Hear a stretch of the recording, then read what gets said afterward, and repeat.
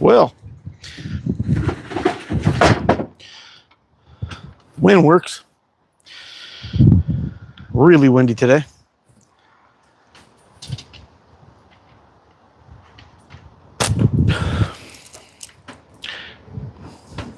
That was a wild shot.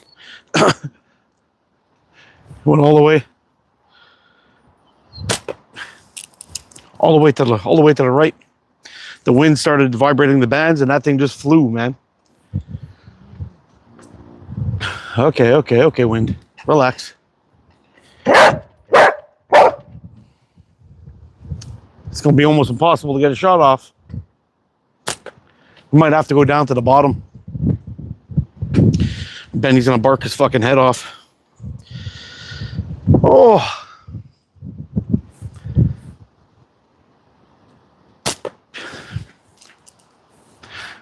Hey, what's up? How you doing, Andrew? Pigeons are loose, Hoggy. Got the seahorse out here today, testing out some new bands from Ben Houghton, and I believe, what's the other guy's name? Lee, I think. This is the Sling Ting White Ghost. And I gotta tell you, there's some, I'm kind of impressed with this thing already. Having a little bit of trouble shooting, but I'm pretty impressed with the way this thing, these bands feel so far. It's blown me away. Hold on a second, get another shot off here.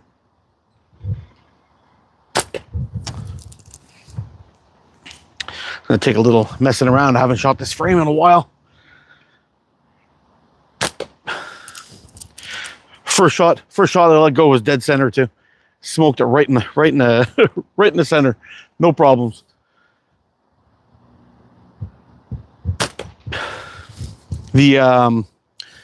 So I've got these kind of set up on 3 different frames today. I've got this guy wrap and tucked on there, and just to show you, I cut these guys right across the 150. That's usually what I do when I'm first testing out a band set, but check this out. Full draw, I got all that left, okay? So I could have cut these way shorter. I could have cut these way shorter. Benny, shut it. I could have cut these way shorter. But I like to give a good test, get a good feel for them, see how they're shooting at and all that. But the first thing I did today was I tested the draw length, the draw weight. The draw weight on this set was 4.1 pounds. Super light. Penny, if you're gonna be a dick, you're gonna go in the cage. You hear me?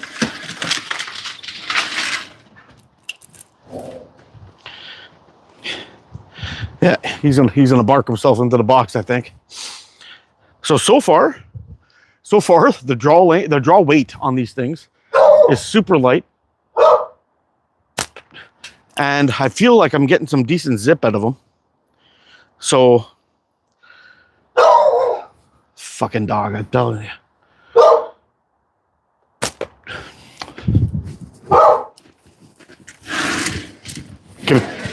Come here.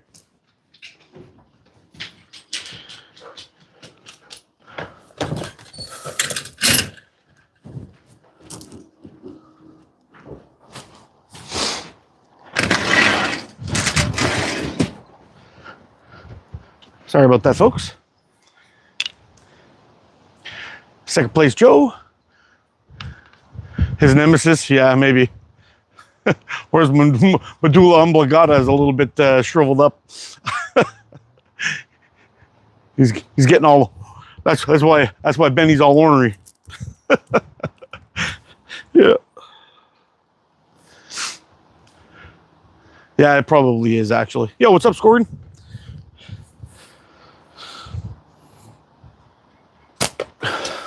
Shooting really low. I don't know why. I think I'm anchoring weird or something. Oh, yeah.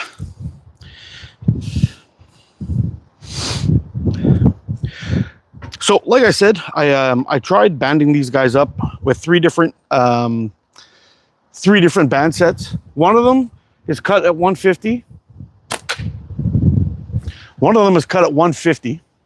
with a wrap and tuck. I got another one, 150 clipped. So it's actually more like, what would I want to say? This one's got a little chip out of it. This when I was making the bands today, I was getting ready to put them down onto the, yeah, I don't think these are going to last all that long. I fucked them up. They fell off my bench and fell down through I have this little metal table thing, and it bounced off of that a couple of times before it hit the ground. So it might be a little jacked up. But anyway, I made this other one. This is a nice little natty I got from Tony Caneston. And I've got this guy quite a bit shorter. So we should be getting some very nice and quick speeds out of this little guy. Considering these guys are slinging pretty nice as is. And I got to tell you, I kind of like the natural rubber look. It's kind of refreshing a little bit. You see, I've had a lot of different colored bands that have come across my way. I've tested a bunch of them, and I know it may sound kind of weird, but I find I get better band life out of a lot of these natural style bands. For example, one of the best bands for life I've tested was Precise 0.65. Those bands, when I had them on my frame, I just shot them and shot them and shot them and shot them, and it was like I even forgot about ever changing them because they just seem to last and last and last. I don't know why, but I've tried a couple of others. There was one by 100% that was a natural color, and that was their 0.6, I believe. And who was the other one? There was another one I tried that was a natural color, and it just seems to last forever. So I don't know if any of the colors actually play a difference in the life, but I do know from what I heard from GZK that it does affect. It was actually Chris at Catapult Carnage, that the color of the ink can actually affect the band's life and performance, which is kind of weird, and draw weight. But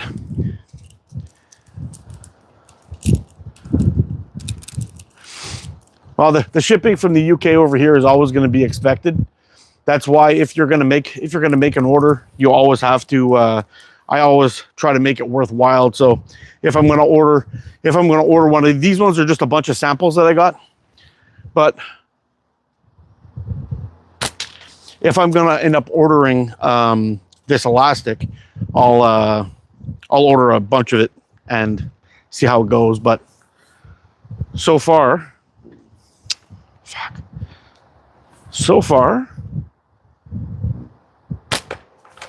yeah, you see that one? When I start to vibrate, my shot goes way to the other side. I got 4 pigeons since last time. Couldn't hit headshots with 1/4-inch ammo, so I went to the 3/8 ammo, and it took 2 shots for the most part, exception. Oh yeah, nice.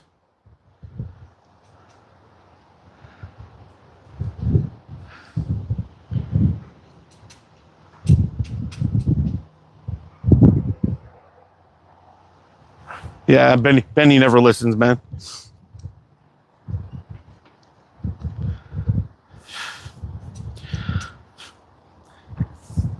Yeah, it's pretty wild. As soon as my bands start to vibrate, man, I'm going like 8-10 inches to God knows either side.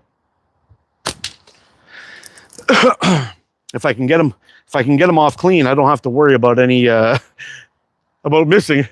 But that wind is not my friend.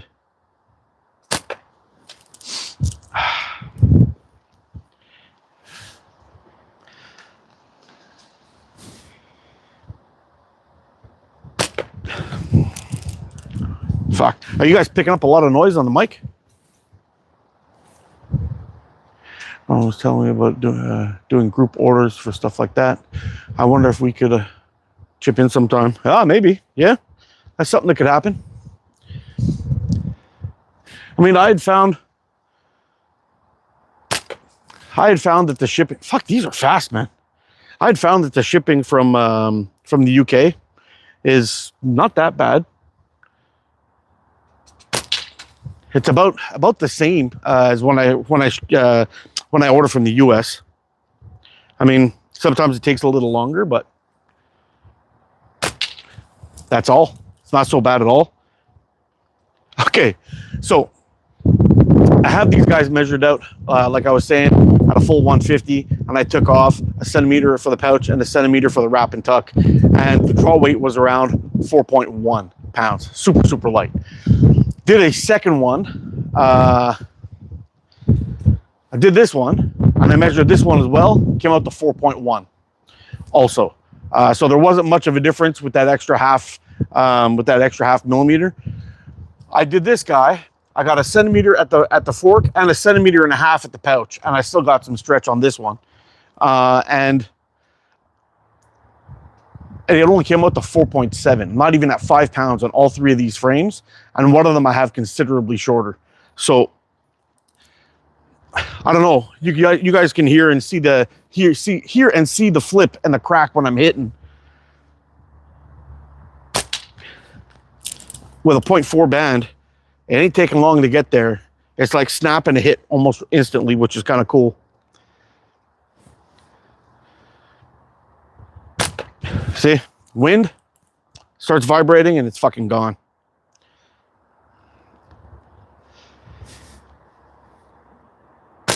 Man, they just feel fast. You know the bands when you pull them back, and it doesn't feel like spongy. It feels very kind of snappy. It's soft but snappy. It's kind of wild. I don't know. I'm liking these. These are real nice. They definitely might be onto something with these ones.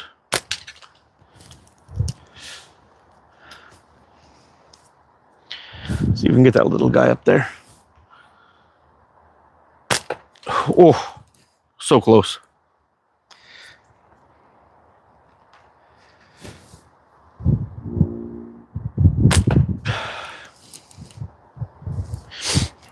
I don't know if you guys are picking up the sound when they start to vibrate, but I love that sound. It's like hitting the E string on a guitar.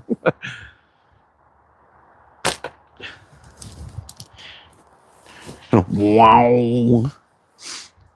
And it's gone. Hey, what's up, Hawk? How you doing, bud? 750 elongation, yes, sir. Plenty of stretch on these guys. Hitting the G string. Yeah, sure. We all love the G string. Never found one to make that sound though.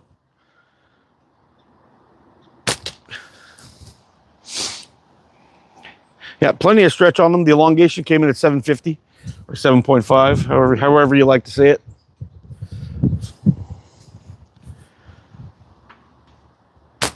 I tried to rush that shot. I wasn't even on target. The ball went where I was pointing, which is good, but I was trying to get it in between the wind gusts.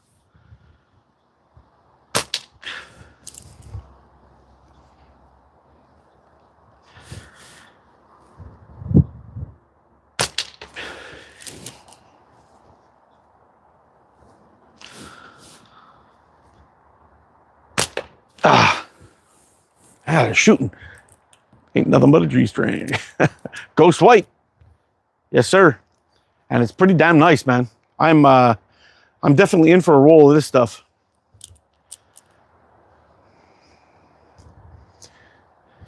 Yeah, these are the Sling Ting Ghost White. White Ghost. Ghost White, whatever. Yeah. And they're definitely zippy. I'm kind of curious to see how it's going to turn out. I should have started with the Avro because these ones are actually a little shorter than the Avro, and the draw weights are the same. They came in at 4.1 pounds. And it appears that I'm hitting definitely with some decent crack on that, which is nice.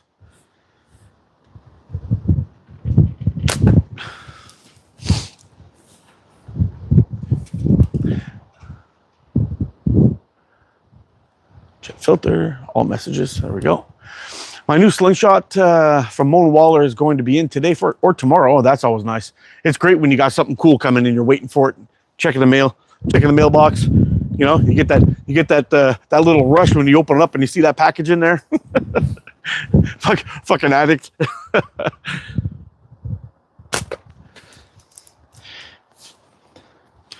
don't know. I'm terrible with that, man. When I know I got something coming and I get to the post office, to the mailbox, and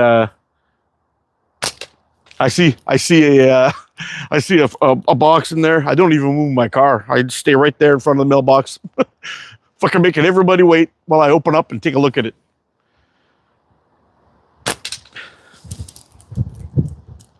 Yeah, I know it's pathetic for an old man to be doing that, but I can't help it, man. It's like Christmas. Yeah. Fucking seahorse, eh?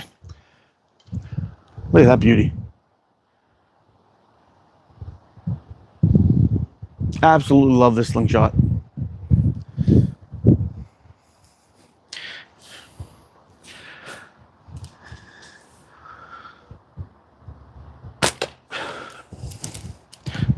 Enough to make it flip, but not enough to make a good crack. I like that crack sound. Oh, that was terrible, Mark. Come on now. Gotta lock it in. Lock it in before we let it go. There we go.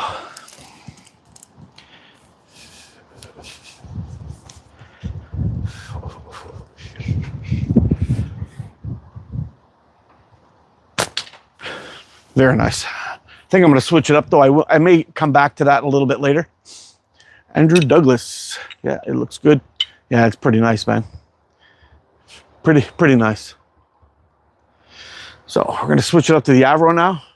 These ones also came in at around 4.1 pounds on the draw, which is super light, man. Heck, that's really nice. I'm a little bit concerned about these ones. It looks like I caught a little bit of a notch in that bottom band there. At least it's on the bottom one, so if it snaps, it's not going to hit me in the eyeball. We'll have to keep an eye on it. Even with these ones are about a half centimeter longer, and they're still pretty quick.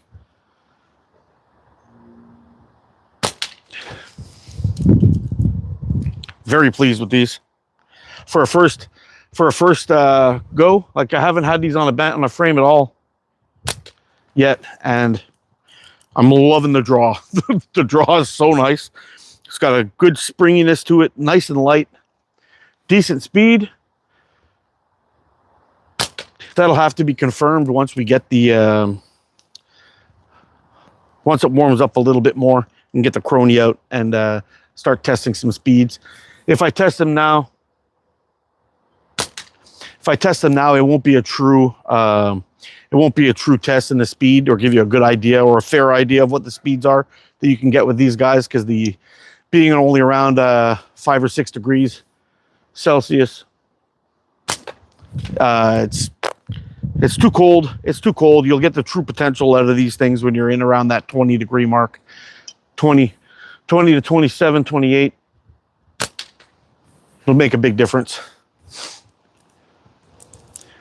Yo, what's up, gang?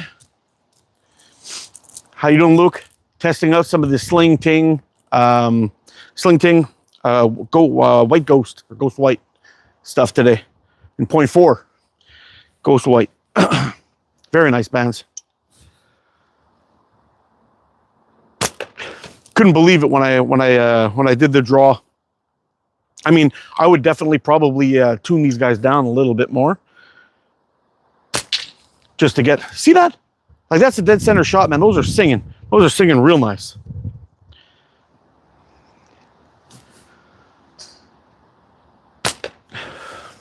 When I hit.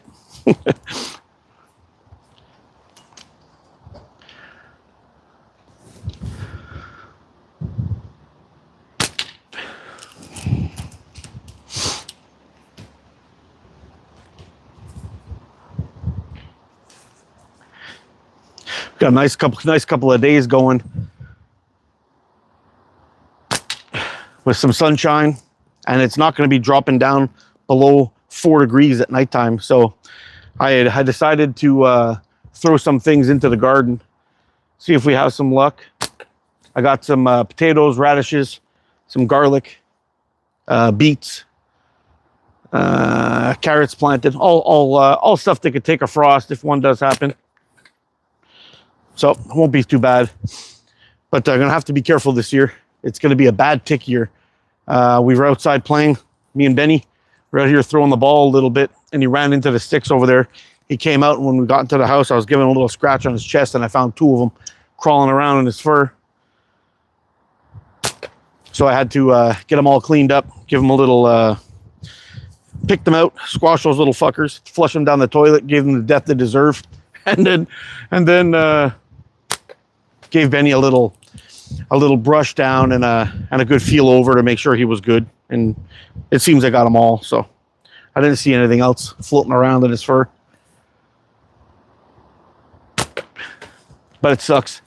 Never had that problem here. It's only the last 2 or 3 years now I've been picking them up when I just cut the grass.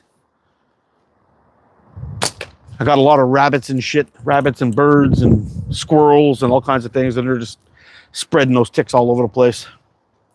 I think I'm going to get some of those, they're like these permethrin cotton ball thingies. From what I hear, they're good because they'll take the little cotton, all the mice and rodents and things will take the cotton for their nests, and apparently it'll you know, mess them up a little bit. But so far we're finding ticks on us just in this yard, which sucks. I'm gonna have to do a lot of work in that little pile there and get all those little bastards cut and pulled out and tossed over the fence, and hopefully it'll solve some of that issue. Got to get the ticks out of here, or at least keep Benny out of there, which is kind of tough. But anything along that fence, it's all got the grass and everything growing on it. And when you're throwing the ball, he's bouncing that thing all over the place with the uneven yard, so you never know where he's going to wind up. But I'm hoping that it doesn't become worse. If it does, I'm just going to go blast everything on the other side of that fence with some like 50% vinegar or 35% vinegar. That'll take care of all that shit. At least it'll keep it away from the fence, so they won't have something to get higher off the ground to latch onto critters with.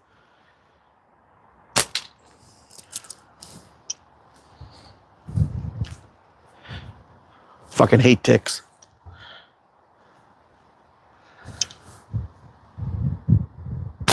Oh, just gonna give you 1 second there. I gotta check on something.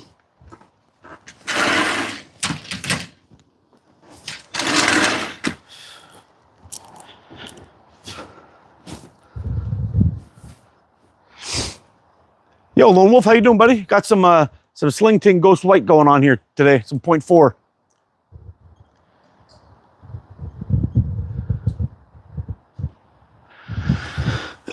We're not allowed any herbicides or pesticides up here where I live. That's the problem. Otherwise, I would blast the shit out of them and send them all to hell, but I can't. We're not allowed. We have laws against it up here. Even up here, they've banned the use of glyphosate. So a lot of the provinces and stuff, they spray that shit up north to try to kill the undergrowth. And stop the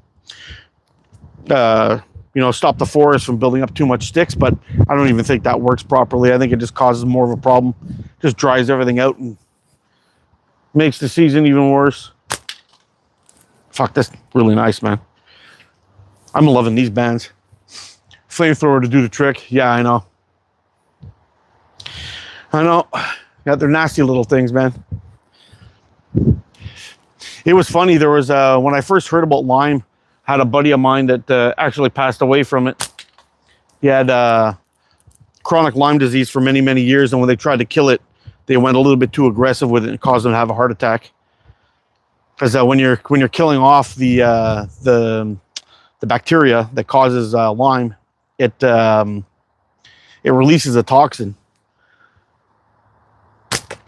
that kind of fucks you up. And if you go too aggressive with it, it could be dangerous. And in my buddy's case, it was. Yeah.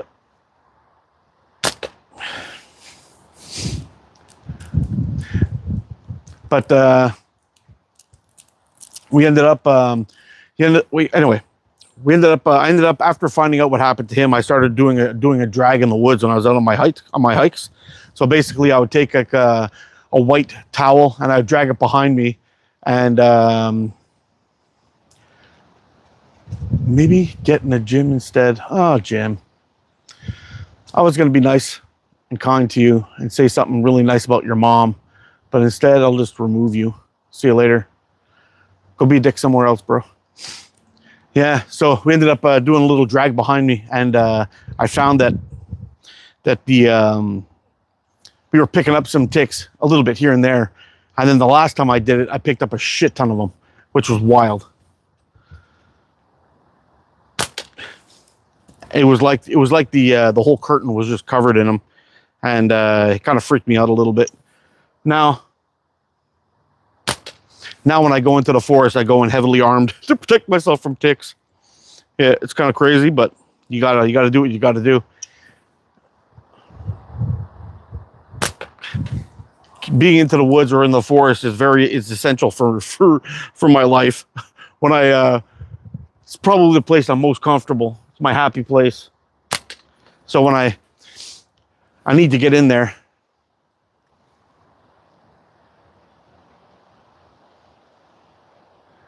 Did he send you that plastic ghost? No, all I got is the elastic. Just some samples of the elastic, that's all. Which I'm very grateful for, because this is like really nice elastic.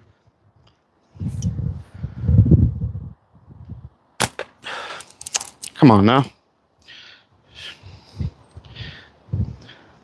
These kind of conditions, it makes it very unpredictable where your shot's gonna go. With it's kind of like, it's very gusty. It's not like a constant wind where you can kind of arrange for your shots to be on target. But this is the wind's kind of gusty, so sometimes I even feel my body move. Unfortunately, which is not good. But I feel my body kind of waggle around, so it's hard to stay on target.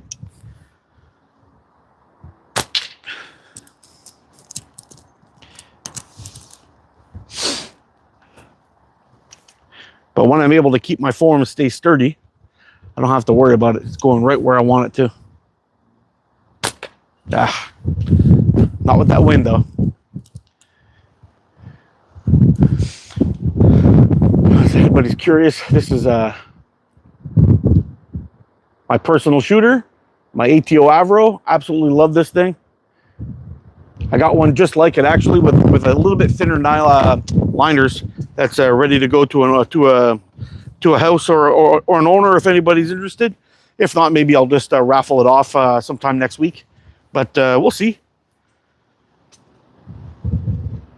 Come on now, wind.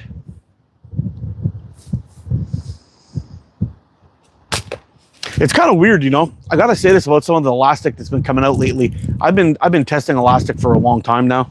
I've got many different types and styles that I've tested.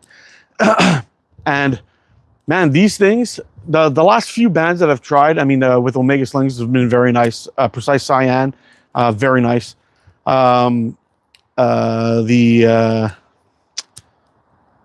is it? Neptune Green, very nice. And now these ones, very nice. I don't know, there seems to be a little bit of a shift in the elastic. A lot of the elastic I tried earlier on with the longer elongations or more stretch to it, like the gotta go grab something out of there. Give me 1 second, I'll be right back. I'll continue my story, I guess.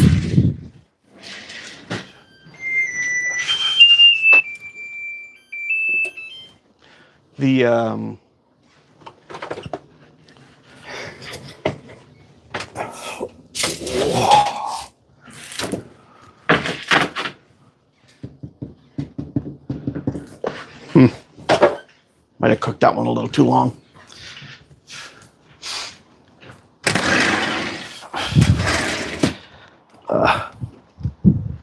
Yeah, it seems that the bands that I used to test before with the longer elongations didn't seem to last that long. They they wore out a little bit faster. But now all the ones that I've tried recently with the longer elongations, like the Precise, the Omega, the Neptune Green, and now this one. I don't know about the longevity on these ones, but all those other ones that I mentioned, they last pretty long. They shoot really nice. They got plenty of zip to them. And it's been pretty good. Even the South Wales Caddies too, the 0.4. I got quite a few shots out of them before they croaked on me. And they were nice and light too. Nice and light draw weights. I don't know. Eventually I'm gonna have to get some of Weston's bands in there, the purple stuff. See how that goes. But I have a feeling those are going to be the same. Come on now.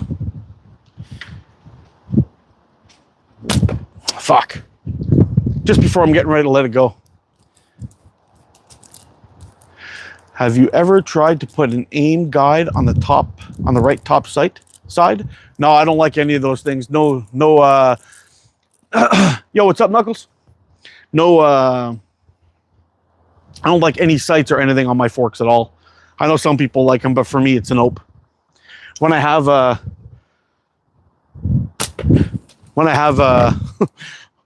less wind problems than I'm having today, that's for sure.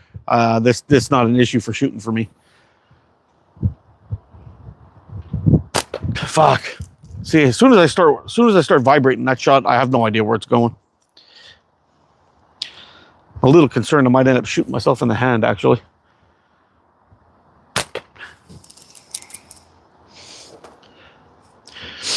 It's kind of funny because usually I'm trying to time when my fork hovers over the target. Now I'm trying to do that at the same time as timing the wind. Trying to get the shot off before the wind gust comes or after the wind gust stops. And waiting for my bands to stop. But you can see even on that shot too, they just started to vibrate a little. I wonder if I can go down there, if it'd be better. Oh, maybe we'll give that a try. Let's give that a try. We'll head on down there, see if we can get a little bit less wind. Shoot on a proper catch box. Oh, I'm banging you guys off of everything. Sorry for that. At least maybe the deck will block it a little bit and I can hide around the side of the house. Let's see. Let me go on down there and I don't know, seems to be more of the same down here. I'm gonna go and just get this thing out of the way.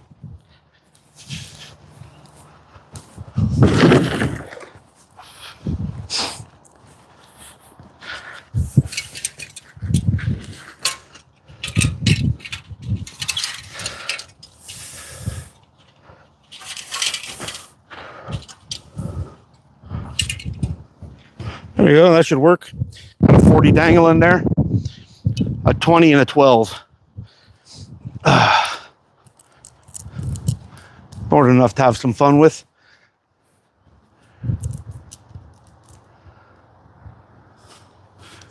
Mudbug's in the house. He's been in the house for a minute.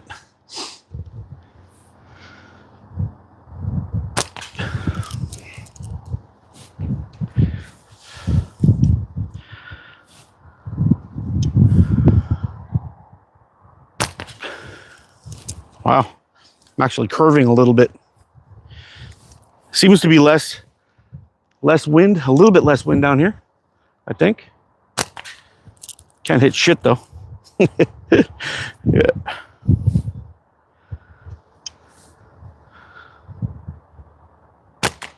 Here we go.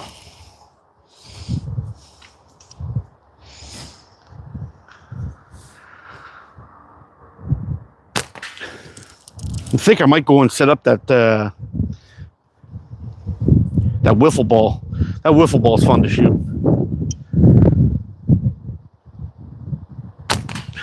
least you get some reaction.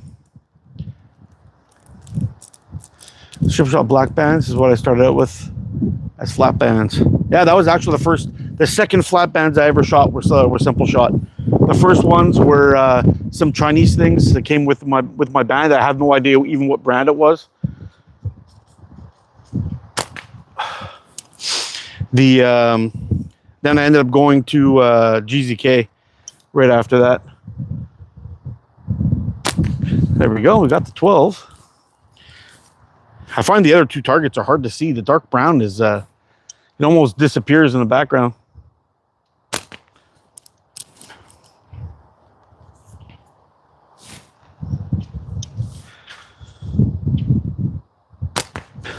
Yeah, the shooting's just gonna suck today. It sucks because it's a first impressions video, and I don't want people to think it's the bands. It's not the bands. It's all ATO having problems with the wind.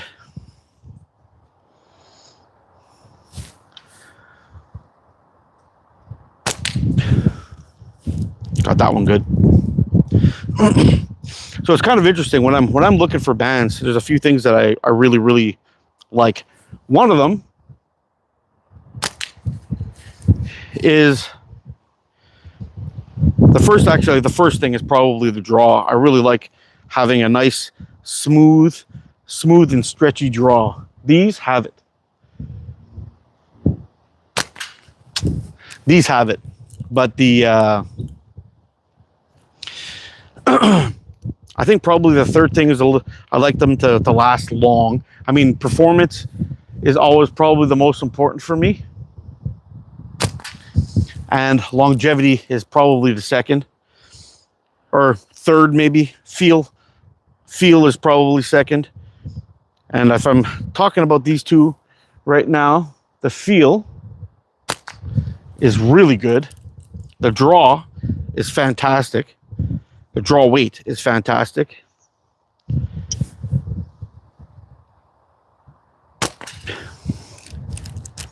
We still have the to do a speed test, but I mean, right now it seems to be shooting this 1/4 inch pretty nice. The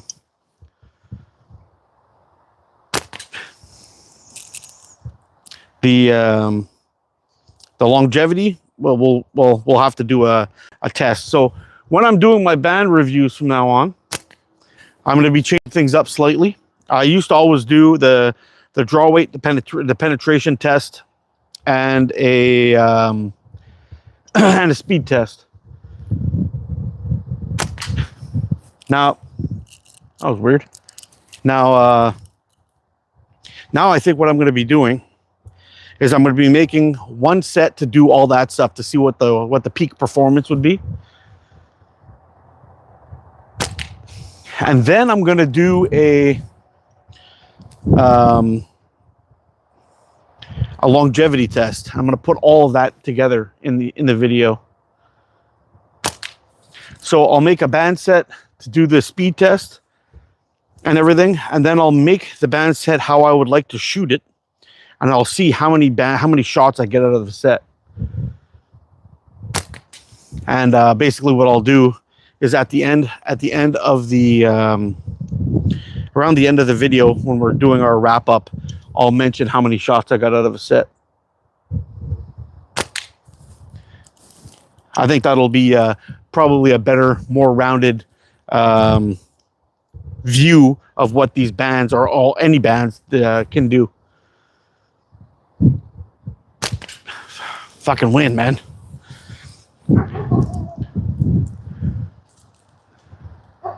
Yo, Shades is in the house. Omega is smooth, and yeah, it's fast, man. It's really quick stuff.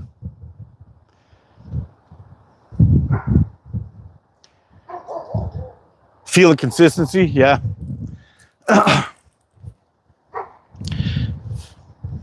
When you have something that feels real nice and you're getting consistent results with it, that's the big thing, I think.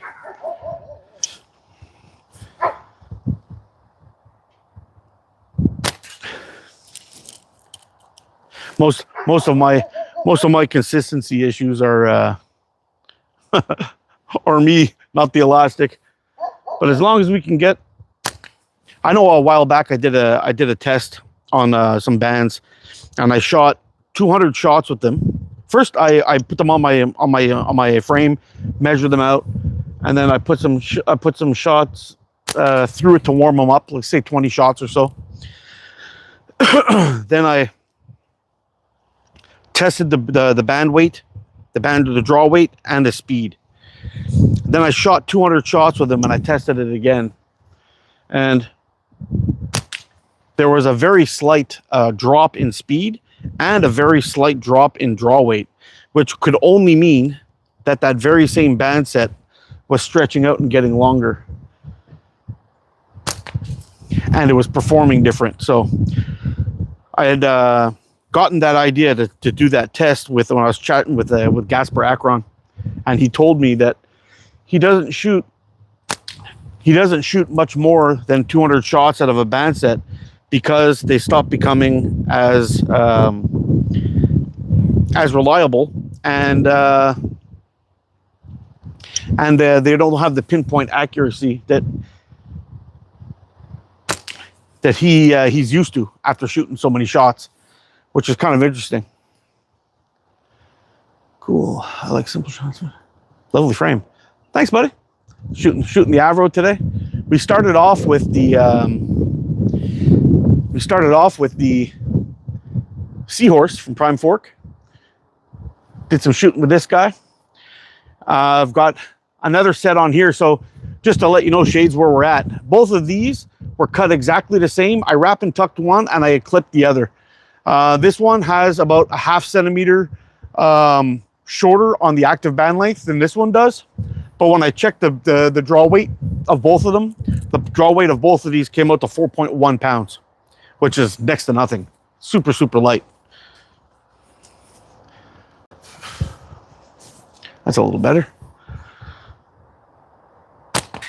It's super light, and I'm getting quite a bit of speed on these things. But the wild thing is, here, I'm going to show it to you. The wild thing is the stretch that I got on here. So check this out. Pouch is empty. Look at all this. I could cut these way shorter, way shorter, but they're shooting really, really nice. And I don't know, I'm curious to see how many shots we're going to get out of here. But even these bands set up the way they are, cut long, I'm hitting a really big, thick, heavy leather flipper over there with these 1/4 inch steel. We're getting good flips. We're getting good crack sounds. All good signs of decent speed. My taper is only 18 to 12 on these things, so it's a very light setup with 0.4. And we're sending them, like, we're getting decent speed. I wonder if we could put a couple of pops on that pheasant head and see what kind of weight we're actually hitting with. Let's try that for fun.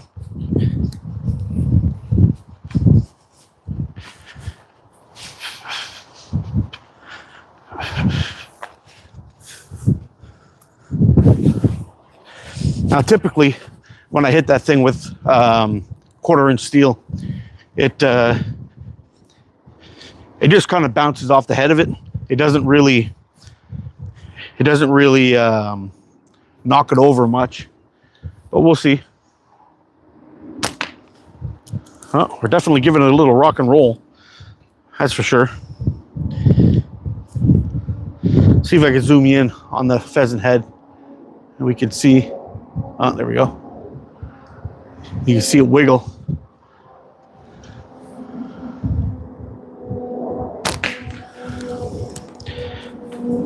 Yeah, got to try to hit the pheasant head. Not far right.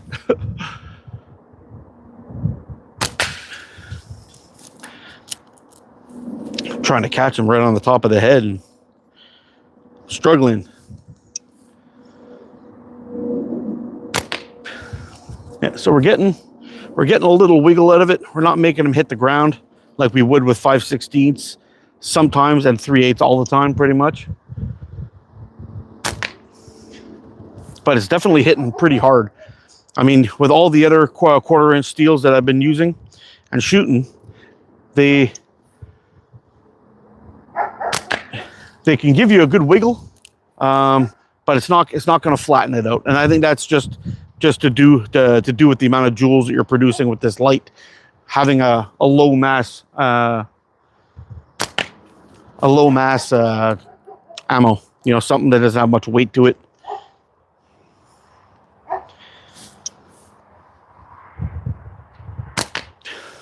Huh. Anyway.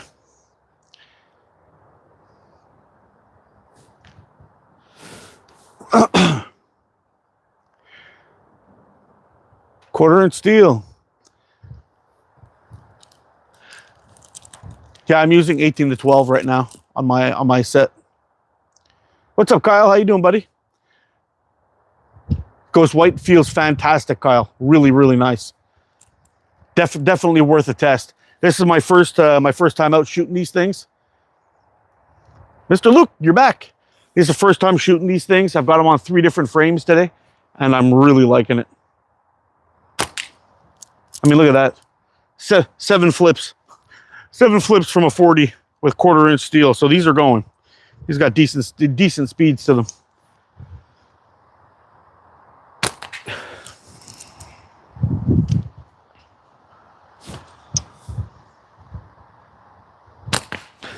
I might go and get out that wiffle ball. That might be fun to shoot today. It'll give me time to slow down a little bit. But I always have to remind myself to slow down. I get hyper focused on just getting the shots going, and it's not good because I end up not paying attention to everything like I should be.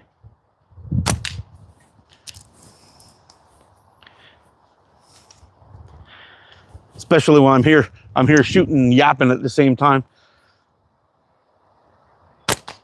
Not the best.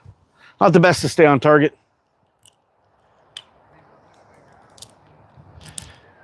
I would like to hear your thoughts when you shoot your my pickle fork. Yeah. I'm traveling right now, so cell data is spotty. You keep on freezing off. Oh no.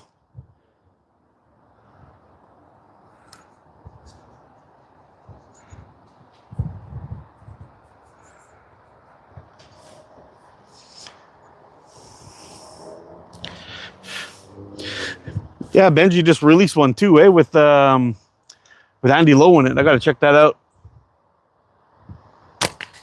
I saw it on Facebook. For some reason, the notifications right now and me are not getting along. I'm just not getting them. The only guy I get them on a regular is Knuckle Bustin' Numbskull. I get his all the time, but he's always live when I'm at work and I can't watch. Sometimes I'll put it on with my headphones on. I'll just listen to it, but I can't pick it up and interact when I'm three steps away from the plant manager's office.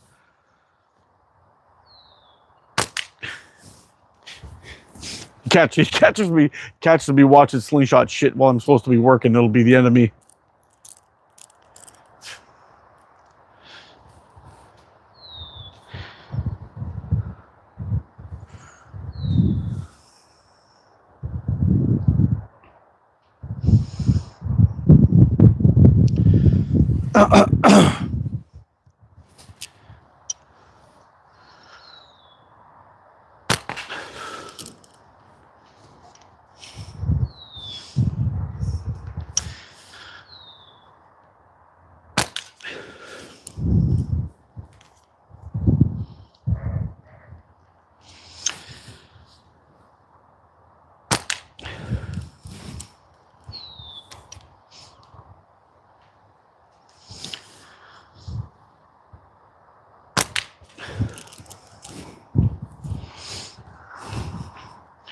Let's see if we can get back down to that little guy and get him.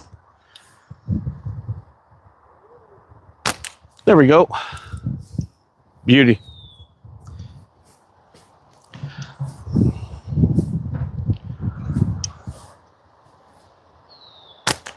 And the 12. I'll take that all day.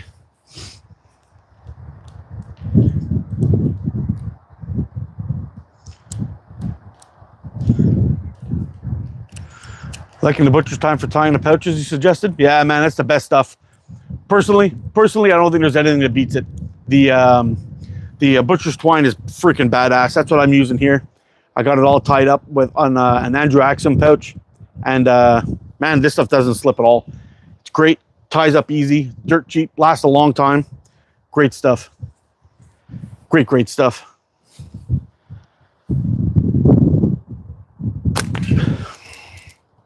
I wish Ben or Lee were on the channel today. I would like to know, have the address where I can pin it to the top where people can get this stuff, because this is a highly recommend. This elastic so far. I mean, for I'll have to wait till I get real numbers to say absolutely 100%, but just for the feel right out of the gate, this stuff is fucking great. I think we're going to switch it up, though. I'm going to take a couple more good hits and then switch it up to... That was a pretty good one. And we're going to switch it up to the natty. We'll do a little rotation today. We'll go back and forth between the frames to see how things are going, but we got this guy locked in pretty nice. Get some steady hits.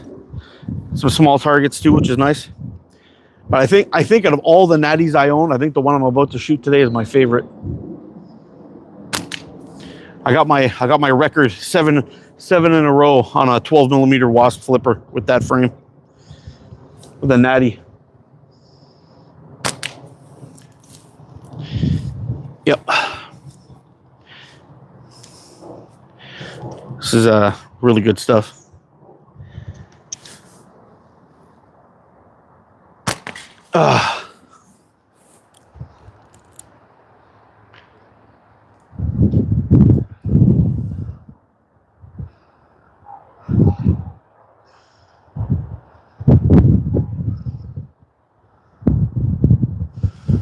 Yeah, we got some riffraff in here today.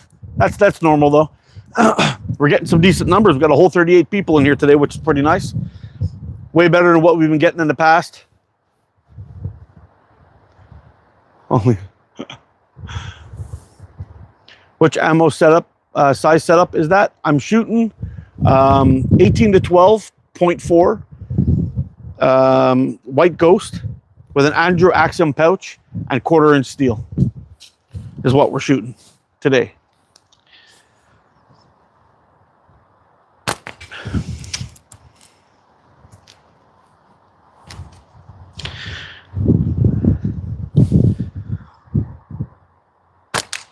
Damn. Nice cracks, man. We're getting some nice cracks.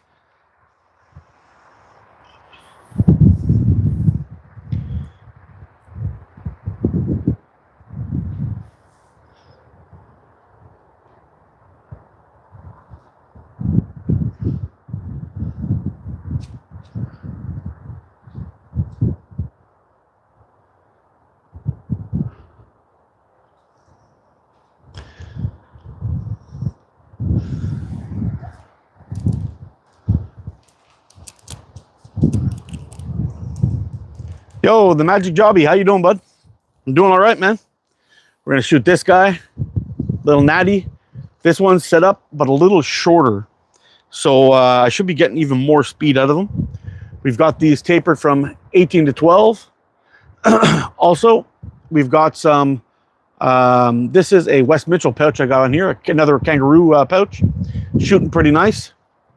It's real nice, dude. Do I shoot TTF? I do shoot it, but I suck at it. How's that for some honesty? Yeah, this one was made by, it's made out of live oak, and it was kind of gifted / traded to me by, with Tony Caneston.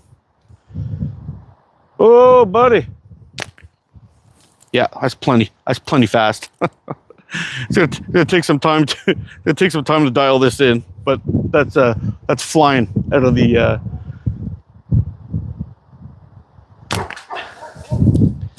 That's flying out of the frame.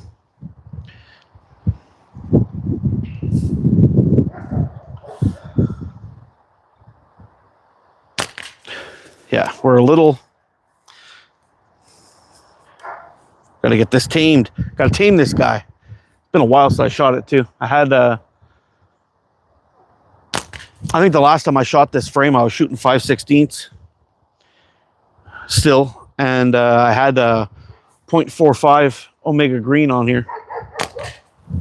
Okay. We almost got her. We almost got her dialed in. I just got to remember where, how forward or back I like to anchor on this one. The height's the same, but yeah, I keep on shooting low, which means for some reason I feel like I'm anchoring high. I don't know.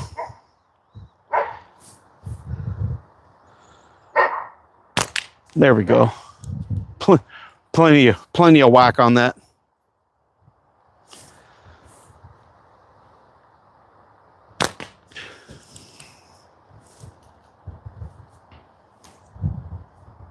It's crazy. They've got some slanted forks on there, and I'm not usually a fan of slanted forks. I find they kind of mess me up a little bit and how I like to line up my bands. So when I'm doing a little bit of a point with my frame, it's not like I naturally would do it. It goes a little bit to the, I end up, I don't know, like wrapping the bands over the top when I'm letting it go. Find getting that sweet spot's a little bit tough. There we go. It's a little bit tough finding the sweet spot on how I like to stretch this frame out.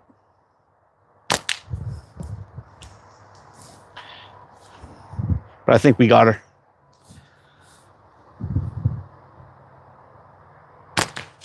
Oh, just caught that one.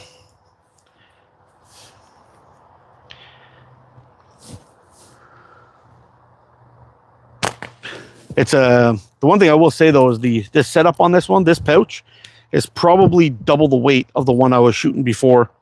The other one on the other frame is very, very thin. This one's quite a bit thicker, which definitely does affect your band speed, your ammo speed. So getting the lightest pouch on there possible with your ammo makes a big difference on your ammo speed.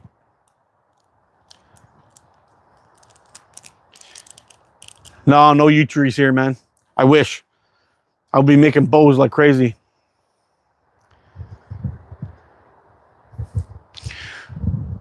Do I know what the best setup is for coyotes? Are you trying to hunt coyotes with a slingshot, bro? You might be you might be better with a different weapon, my friend.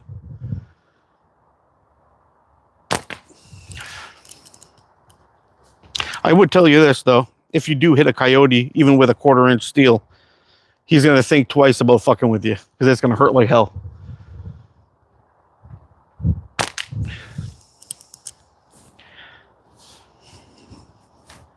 Yeah, it would not. It would not stick around for a second go if you tag him one with one of these. There we go. Hit that 12. Let's see if we can put a good whack on that pheasant head with this extra speed we got going on here. No, we're a little bit to the left, as you could hear it, I'm sure.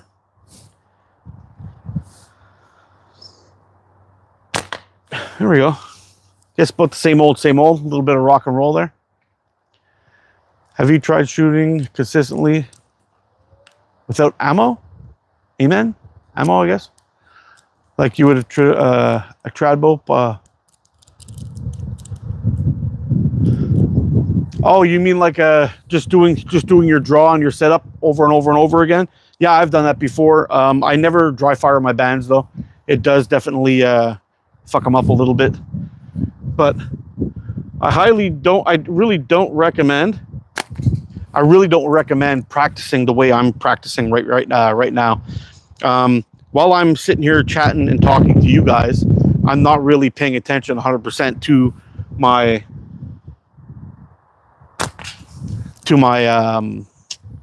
my shot sequence. I'm kind of going through it. I'm kind of half paying attention. It's not really the best thing to do,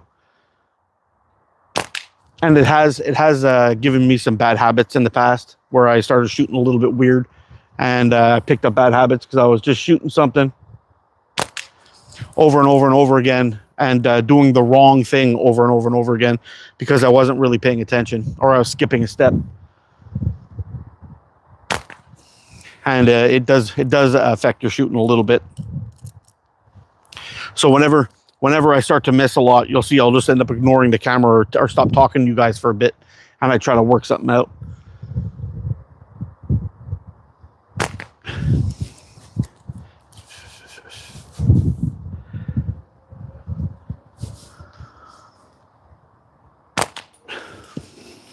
Man, freaking wild. I've emailed Omega Sling several times asking when they are getting the Medusa and HDPE back in stock, and haven't gotten an answer, which seems odd. They have always replied quickly in the past. Oh, I don't know, man. I don't know what's going on. Do they have none on the? They have none in stock, I'm guessing.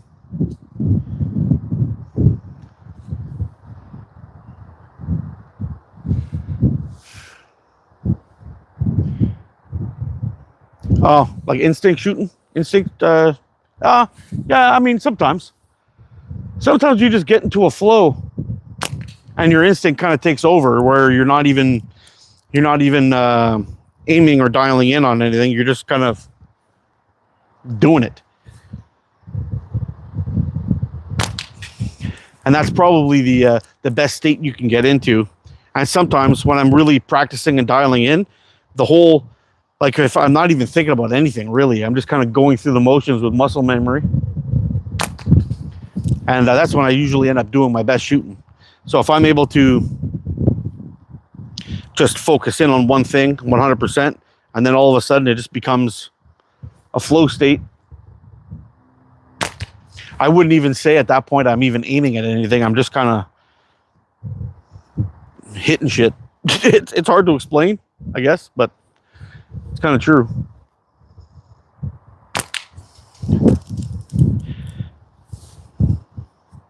It's something weird. It's weird like that, how it just kind of, you just kind of get caught up in the action, and you start hitting shit over and over and over again. But it's kind of funny. Like I've done some excellent shooting with this frame that I'm shooting right now.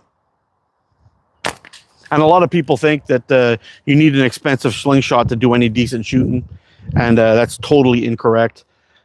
You don't need a $500 slingshot to shoot any better than something you can get for free with a little bit of sandpaper and a saw out in the woods. I mean, one of my best shooting slingshots is actually the Kodiak. It's a Kodiak Natty made by Jordan Smothers,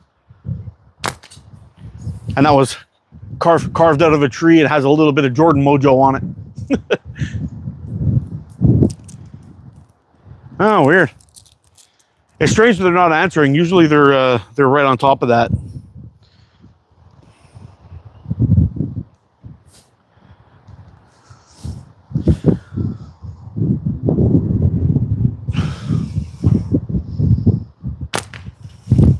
Man, the wind is rough today, boys. I'll tell you that. And cold. We're not supposed to get any more, or any frost anyway, for at least for the next week and a half. We got rain coming, but no frost, which is good. Because I got a few things planted. I can go over there and give you a look at the tour of the garden. I don't think there's anything popping up yet, but we could check. We have, it's been a couple of days now. I've got some radishes and things and stuff planted in there. Stuff that can handle a little bit of a frost. Get one more good crack on there, and I'll give you a little tour, and it'll give me a break from shooting.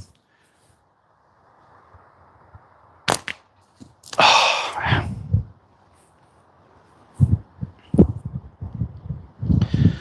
Got some beets planted, some onions. Holy shit, man. It's like every time I'm getting ready to release a shot, the wind's got me wagging all over the place.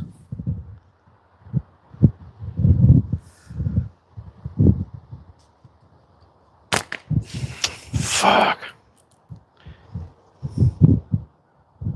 That's another thing too, guys. I don't know if you guys are all aware of this, but the longer There we go. The longer you hold your shot back, the less speed you're going to get on your shot.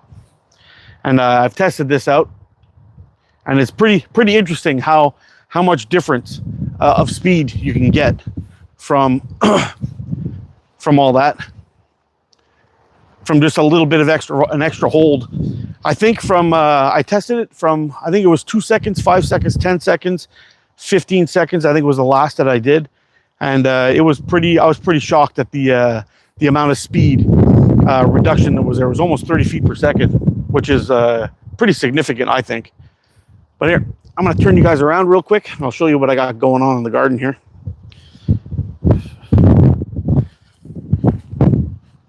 All right, so we got some potatoes in this one.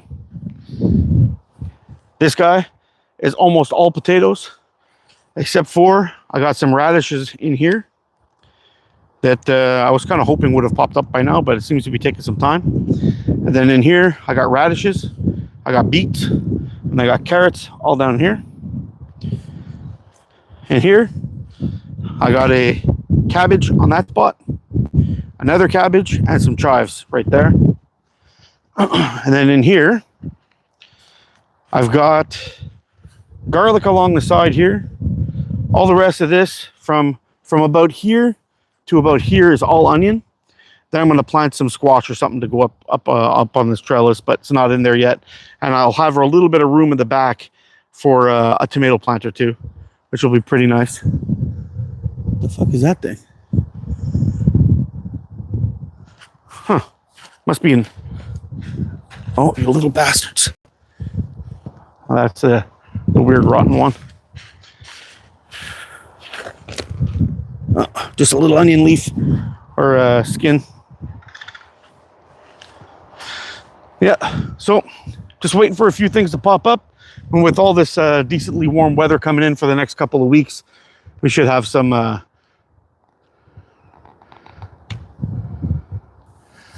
Where's the Peter Tosh special cutting? Morning. Looks like a nice day. Yeah, it's a nice day. It's a little bit windy though. It's a tough go for shooting today. Got a lot of wind blowing around. It's making it kind of tough. A lot of band vibration. Do I work for Simple Shot? No. All right, we're gonna switch back to this guy. Have a little bit of fun with this guy. Do a little bit more shooting, see how we do.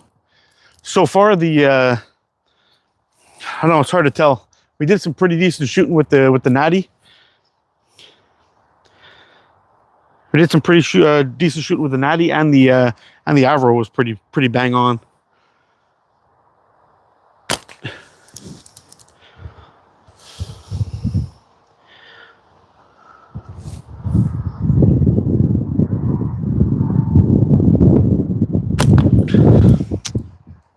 Yeah, it's gonna be a tough go today. I wish they would have when I had my house built, that I put the door right behind me for the garage. I could just stand in there and shoot right out into the backyard. Would have been much better. Yo, Leon, what's up, man? My dude. Shoot to win. How you doing, bud?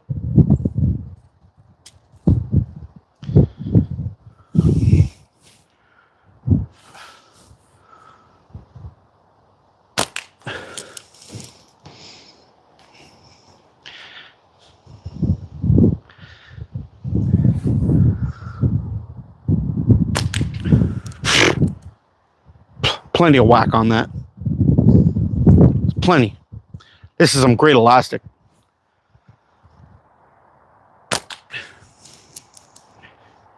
So the cool thing is I'm going to be doing some tests on this elastic from 0.4 all the way up to 0.7, I believe.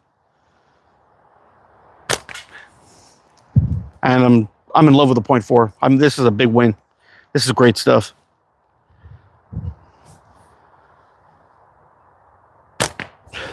This is great stuff. I'm kind of surprised even.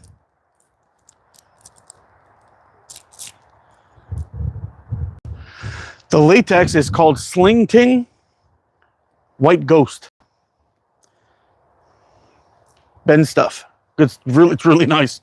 It's really nice. I'm kind of blown away actually.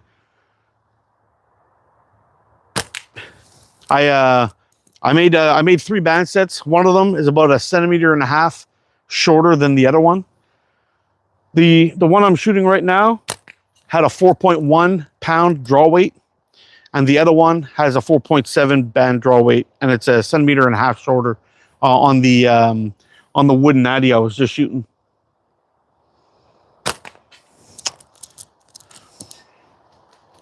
You guys see that flinch? That was terrible.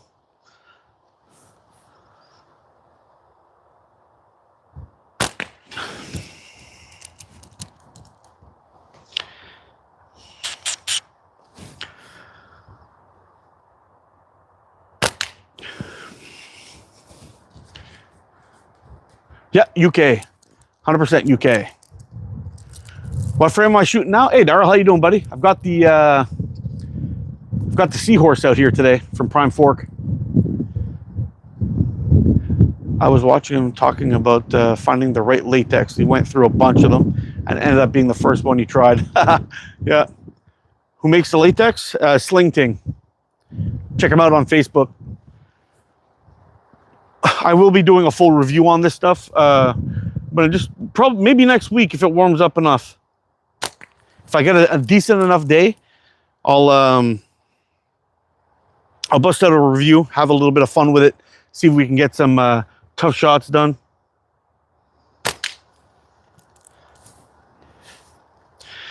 It'll be a fun little review. I'll be on vacation next week too, so I'll be trying to get a lot more shooting done and a little bit more lives going throughout the week. I definitely want to try to get that pickle fork put together, the Avro pickle fork, and we'll see how that guy turns out. At least get a rough version of it to see how it feels. That'll be fun.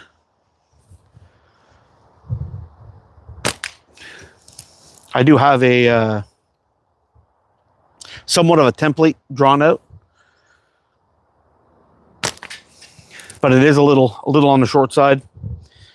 I was hoping to be able to do a live tomorrow, guys, but I'm gonna be making hot sauce tomorrow, so I'm not gonna have time. If I get out a little early and I get home in time, we'll do an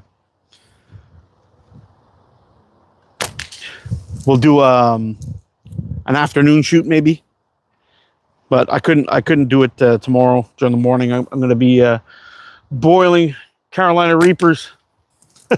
Boiling Carolina Reapers and habaneros, burning my fucking eyeballs out tomorrow, so it should be fun. Should be wearing safety glasses, I should. So that's all up to the shooter. The shooter takes his own risks, and I'm a grown-ass man and I know what the risks are. But it all depends on the people.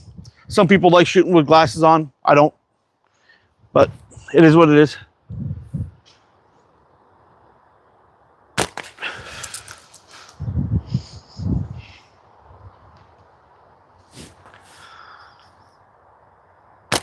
I wouldn't mind getting a set of those knockdowns. That might be a fun addition to the backyard shooting range. Ooh, just got it. Might be a good addition to it. Have the five little flipper thingies, and then I'll be able to come out here and practice tournament style and see how it goes.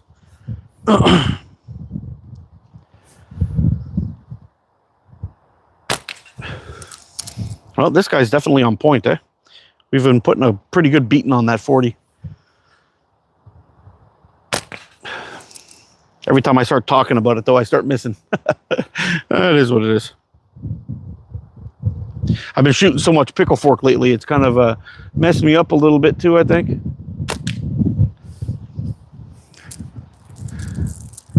Safety third. Yes, sir.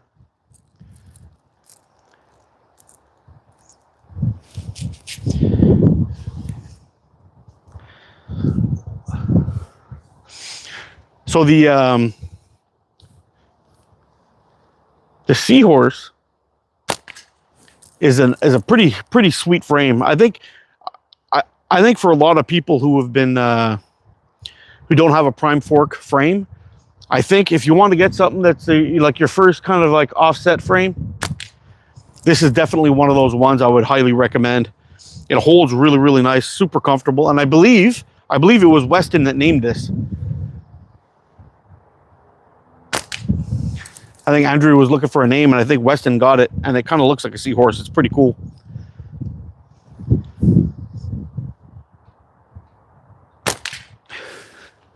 Yeah. I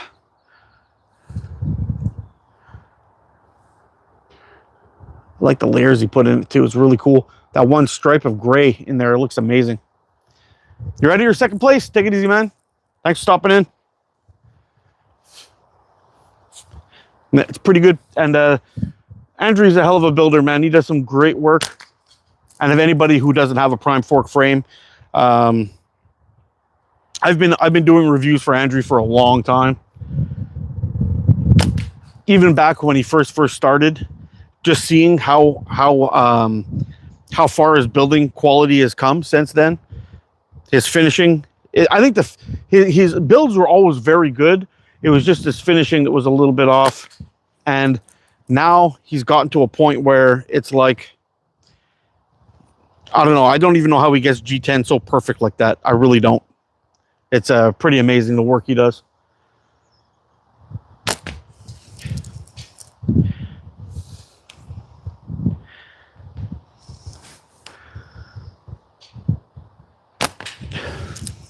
Fucking wind, man.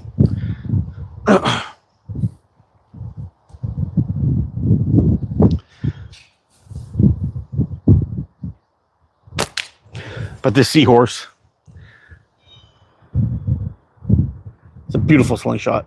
Holds so well. It's got, I know I did a review on this thing already, but it's got these finger grooves in here and the finger grooves in here, so it really locks you right in there.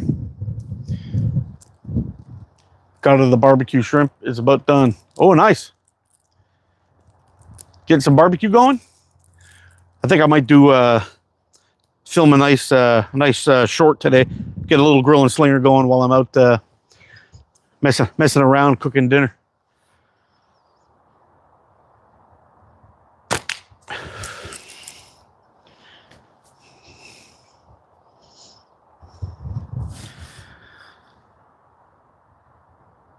Yeah, I don't know if I didn't see Ben pop in here yet, but or today, but I'm definitely going to give him a shout out a little bit later, because this elastic's freaking fantastic. My first go around with it so far, and I really like it.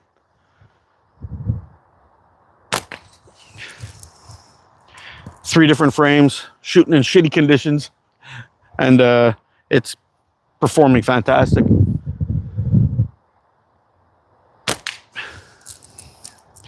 I think probably by the time we're done, we'll have somewhere around 100 shots on each frame. But I think what I'm going to do is I'm going to weigh out. I'll weigh out like 500 shots, and it'll give us a pretty good guesstimate on how many are in the jar. And when I do my review on them, I'll have an idea how many shots we get through by the time the bands start showing wear, or it's time to retire them. I'll know exactly how many shots I got out of there by weighing the whole batch again.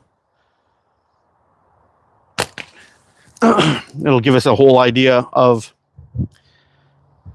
well, we'll know exactly how many shots we get out of a band set, which will be pretty interesting. I should have actually started it with this set to get an idea, and I would have known, because I think for a band setup, just like for planking in the backyard, having fun shooting targets, I don't think I would change a thing. I think this is just fine. Nice lightweight band set. Shoots 1/4 inch with decent speed. I mean, that 40 that we're shooting down there, it's about this thick. It's close to a 1/2 inch thick of sewn leather, and it's taken those shots like a boss. I mean, no problem at all.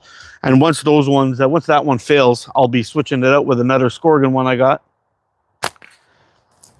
But I mean, I've been shooting at that one now for God knows how long. And for you guys, actually, now that we're down here, let me get one more good hit on there, and we're going to go take a look at Scorgan's flipper with an up. We'll get all up close and personal with it. And you guys have seen how many times I've hit that thing on all these lives. We've been shooting it now for, I don't know, a good 4 months. Good 4 months. It spent the whole winter out there. So I got it in the catch box before the winter. Spent the whole winter out there. We shot the shit out of it. And have a look at this. Hold on, let's get you down. Have a look at this.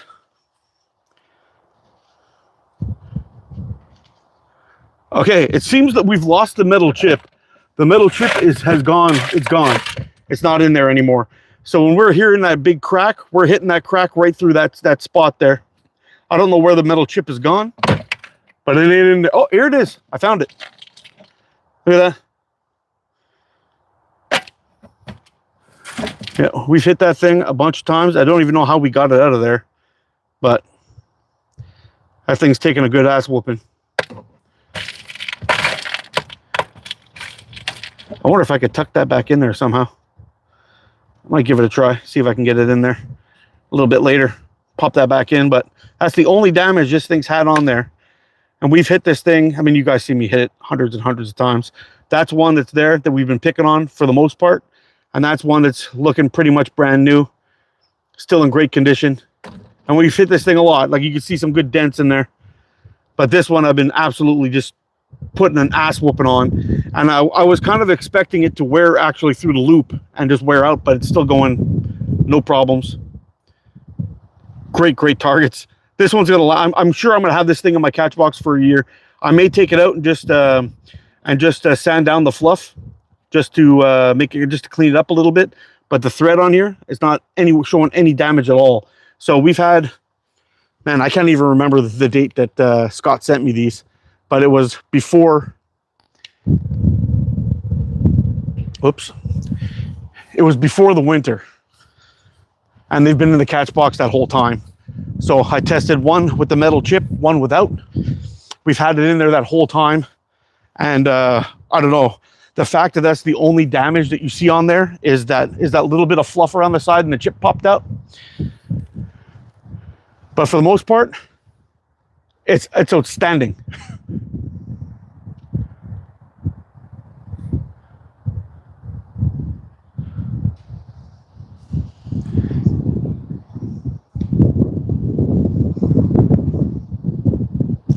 Well, I checked some 9.5 on the review, please. Are you talking about for the Sling ting stuff?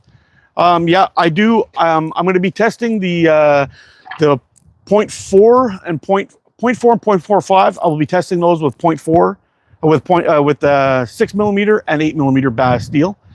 When I get into the 0.5, I'll be testing that with 8 mil and 9.5 mil, and then after that it'll be 9 mil.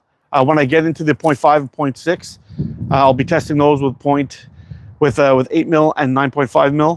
When I get to the 6.5, it'll be 9.5 mil and 11 mil steel, and the 6.5 and the 7. I think 7 is the biggest he sent me. We'll go all the way up to 7 with the 9.5 and the 9.5 and the 11 mil steel. So that's how we're going to do it. And when I do the tests for shooting, for all of them, I'll pick one size and shoot that with it. It'll most likely be 9.5 millimeter steel. It's probably the size it's probably the size I like the best, I guess, out of 9.5 and 11 mil. I'm not really a big fan of shooting 11 mil steel. I find it hard. I find it uncomfortable, and I can get a bad release with it. But I think with a little bit of practice, with the 9.5 or with the 11 mil steel, I'll get there. But I think for the reviews, it'll mostly be only for the test. It'll only be for the test, and then we'll go from there.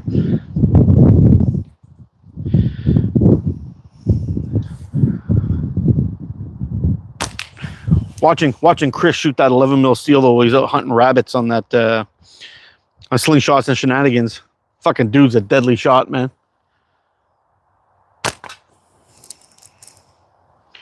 Everything felt good there, but I accidentally let it go a little early and I was a little bit above the target.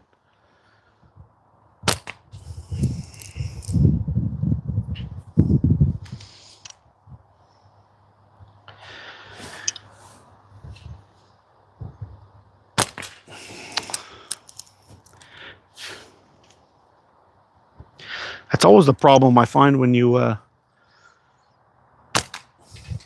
switch from one frame to another. It's like it's weird because they're both 90s. They're both 90s. You'd think they would shoot the same, but they don't.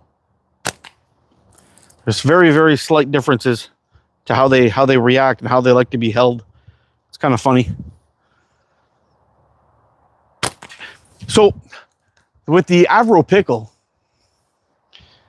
now what frame am I shooting? I'm shooting the ATO Avro. This is my design, my build. Swapped it up again. I was got any tips on accuracy besides practice and consistency? Because I've been doing this for more than 1 year, and for some reason I'm still bad at it. I want to get good at it. Okay, here's the thing. I've got a bunch of playlists that you could check out. That's going to help you with a bunch of different things, and there's a bunch of things that can affect accuracy. One of them could be that the frame you're shooting is either too narrow or too wide for you. So you're shooting high and low. The biggest thing that'll develop your accuracy is your release. Now, there's a lot of it that people will talk about, you know, with the bands and with the pouch or the setup and all that stuff. And they're partially right. But the biggest thing that attributes to good, accurate shooting is your release. If you want to dial things in really, really well and shoot really, really straight, the worst thing you can do is when you're releasing is speed bump your ammo. Speed bumping means this or this.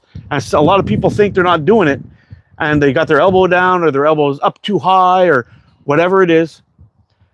What I try to do every time I shoot is, you see my shoulders are kind of parallel at an even spot. I'll take this arm like I'm making a letter T, like this. This arm will come right here to my anchor point where I like to shoot, but I keep my T shape. My forehand wants to be parallel, straight up and down.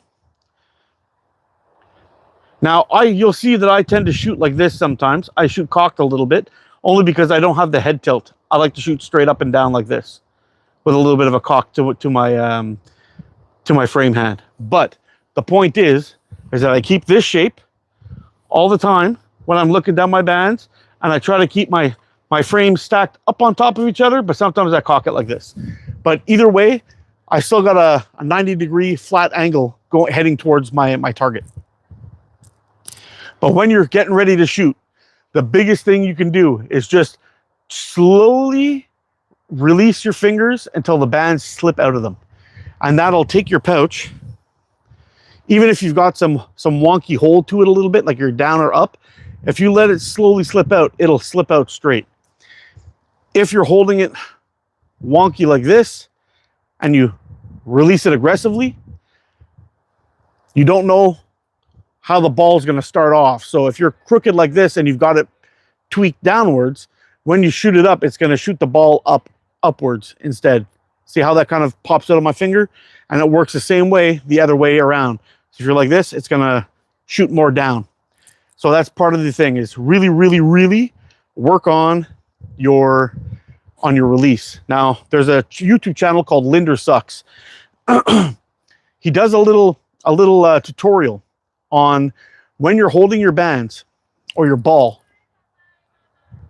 You want to grip that so it's actually as light as possible. So here's what you do.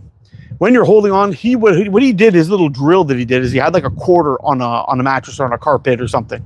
And then he took another quarter in his fingers and he squeezed the quarter as tight as he could. And when he tries to let it go and drop it and make it hit the other one under it. When you do that and you release it, the ball or the quarter or whatever it is that you're dropping would always go to the left or right, front or back, but it never drops straight down. When he held that quarter with just enough weight to hold on to it and then let it go, the quarter dropped straight down and hit the other one right dead center. And being able to practice your grip or your anchor with the lightest possible draw while you're learning, and just train your hand to grip that pouch as much as you need to hold it at your face. That's it. Not too much more. And when it's time to release, you keep these fingers open a little bit or just loose. So when you try to open up your anchor point, you're opening it up just enough. You got enough free movement there to move it without it going like this or up or down, and that'll help you shoot nice and straight. But I know that was long-winded, fucking boring, I'm sure. But the biggest thing, 100%, is try to smooth out that anchor point or that release from your anchor hand as much as possible. That's where 90% of your accuracy is going to come from. And a big thing about that is the more you practice working on a smooth release, the more and more accurate you're going to get. Don't be afraid also. I know a lot of people like to start off with large targets so they can hit it and it makes them feel good. But I recommend missing a lot to get better. So as long as you're dialing in your shots and you're aiming at something that's small and you've got an opportunity of missing more and more and more, the better it is for you, because you're going to start understanding that whole aim small, miss small talk. And when you start figuring that out and you're trying to aim at a small point on your big target, you'll really start dialing in your shot. Your shot's going to start landing where you want it more and more. So if you want to punish yourself and you get yourself a nice small target, like that little blue 12mm flipper that's in there, and you shoot at only that for a little while, slowly but surely, you're going to start seeing your groups get smaller and smaller because you're really dialing in on that one thing. Another thing you can do is take a really large target, like that one we have in there, the 40mm flipper, and put a tiny little green sticker in the middle of it. And you'll definitely see when you're hitting it, it'll put some chips and nicks into the sticker, so you know you're popping that center point. And then as you work, you start hitting it more and more and more, it'll start dialing it in, and then you'll anyway, I'm blabbering here, falling down a blabbering rabbit hole. But it'll definitely help you out to get that whole aim small, miss small thing. So like if you're shooting at a Pepsi can, try to hit the P or hit the dot on the I if there is one, if you know what I mean. But slowly but surely you'll dial it in. That's why for almost a whole summer at one point when I was out here practicing, I shot at a squirrel ball only. And it really got me dialed in. I've fallen back quite a bit now because of the winter. I had very little shooting throughout the winter this year, and it was a long, nasty one. So, but I finished the season tearing it up last year, and this year it's been a rough start, but we'll get it back. Made big steps though with my pickle fork shooting. Definitely got that dialed in much better.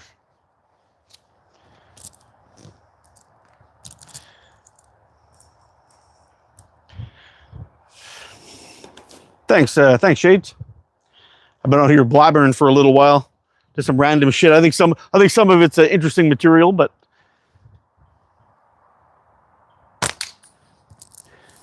for a lot of people just starting out in the sport, though, I know a lot of them like to go right to the big targets. I did exactly the opposite. I went right to small targets like 40mm flippers and all that stuff. And went from soda cans right to that. And then it was always a plan on trying to figure out what was the smallest target I could hit and I would get all the way down to 20 millimeter flippers. And I started shooting those that were attached to my swing set. And well, that's what got it all started with the quest for accuracy videos. I did 50 shots on a 30 millimeter target, and I calculate how many shots I would hit with them out of 50 shots. And I did that every single day for, I think it was about 3 weeks before I started doing it every week. But coming out here and practicing that, just taking my shots, and I was moving the camera around, so I did have somewhat of a what do you call it? A distraction. So the last time I did at the end of the season last year before winter came, I did a 50 shots. What am I trying to say here? I did the 50 shot quest for accuracy test. Not on camera, but my best shots was 41 hits out of 50 shots.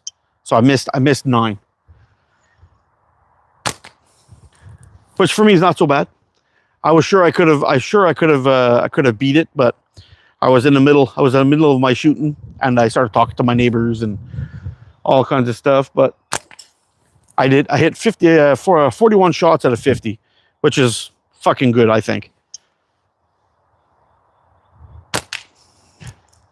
But that was no distractions, just coming out here, or trying to do it with no distractions, coming out here and shooting. And I was tearing it up in the beginning, and then we had a little bit of trouble with some neighbors chatting with me and, hey, what's going on, all that kind of stuff. And anyway, but I finished it up, did pretty good. I was happy with it.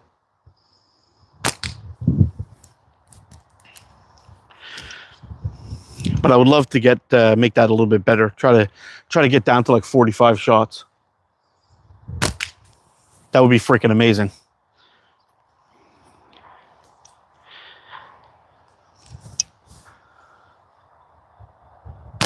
Oh, bigness.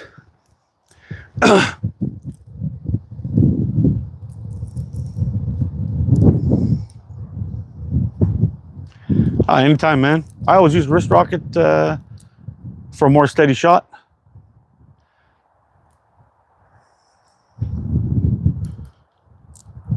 No aiming, just feeling. Yep. Fuck out of here, B. Good survival skills if you got to eat. Oh yeah, 100%. And it's crazy because when you're living in the city, for example, like probably most of us do, if you ever get really, really hungry and you got no food, you just walk around the street at 5 o'clock in the morning.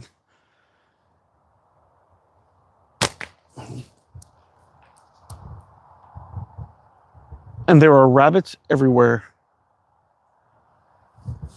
They're everywhere in the morning, all over the place.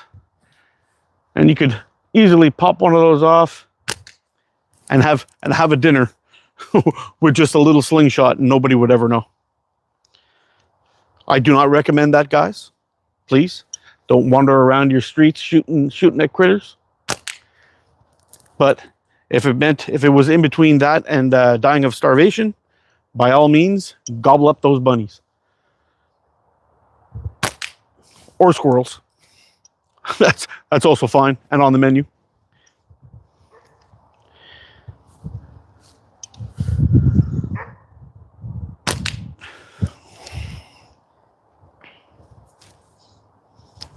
Yeah, it definitely took quite a few shots to get warmed up today.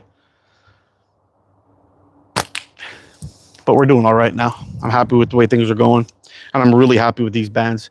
Sling, ting, White Ghost White, whatever it's called. I wouldn't sleep on these bands at all. This is good shit, man. This is really good shit. Considering how many, I mean, we're cycling through frames today. We're doing a lot of different shooting. It's my first time shooting this elastic, and I don't know. It's good stuff. The conditions suck too. It's windy. It's been challenging. It's kind of bright. Oops, dropping ammo everywhere. And this thing's shooting just fine.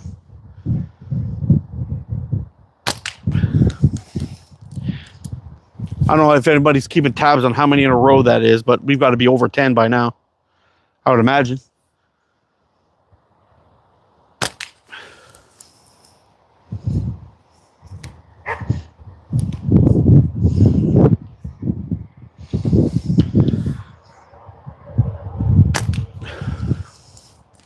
Still going.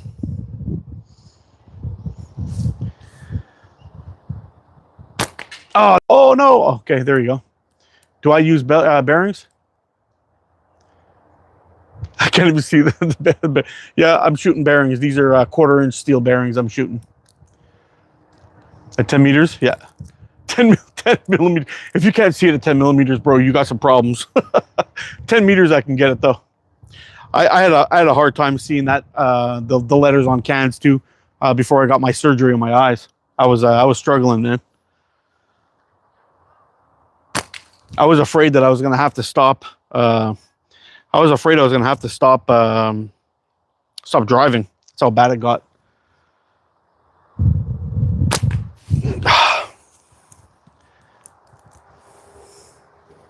Dennis the Menace got me started. Nice.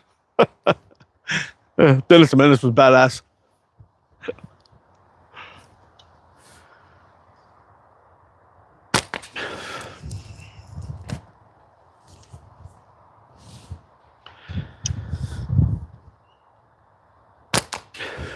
Yeah, so I'm just waiting for some. I got these little seedling pod thingies. They're coming in. They got like a little light on them. They're like seedling starter pod things. They're supposed to be into tomorrow or Monday, and I'm gonna plant some San Marzano tomatoes for the garden, and see if we can get those sprouted and going as early as possible. I would like to get those planted for June 1st and see how everything goes.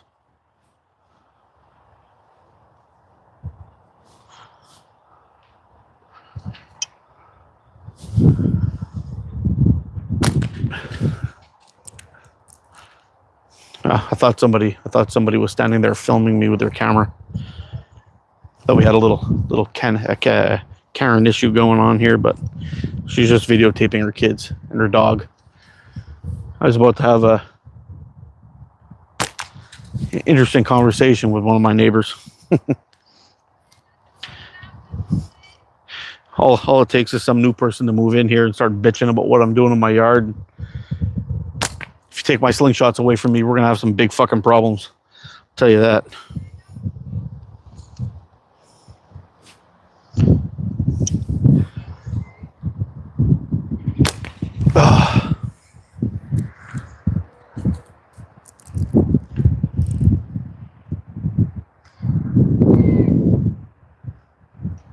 Oh, how many? Oh, yeah.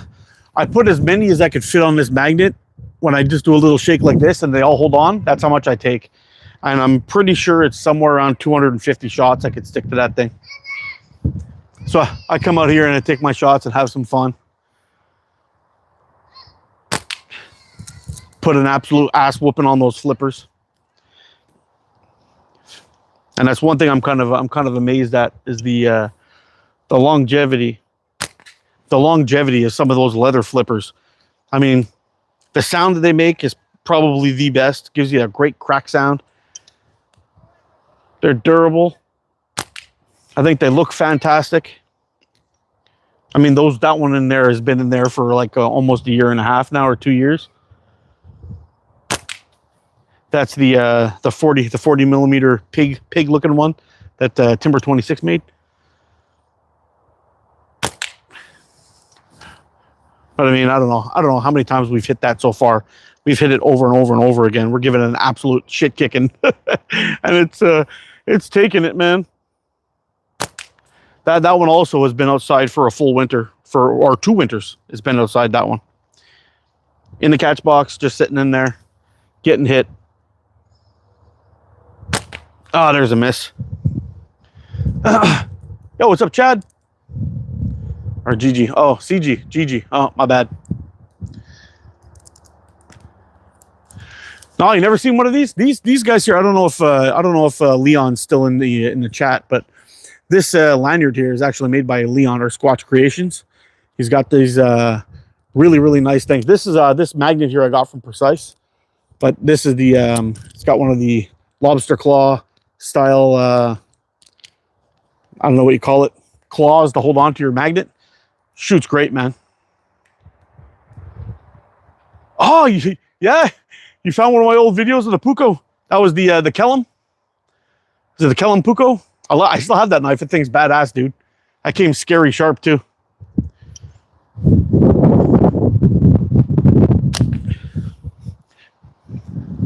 Back from my old days.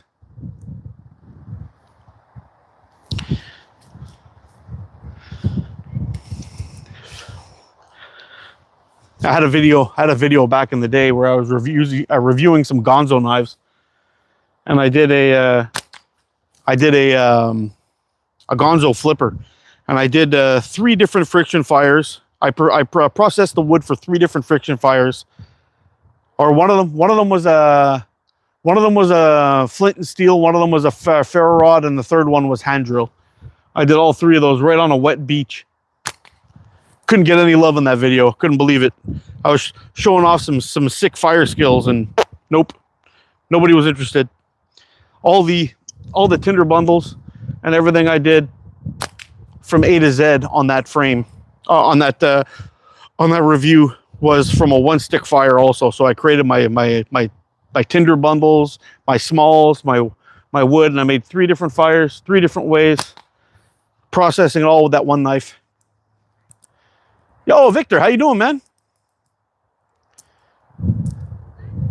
Nice. Can I recommend you a slingshot? Sure, I can. There's lots of good ones out there, man. If you're just getting started,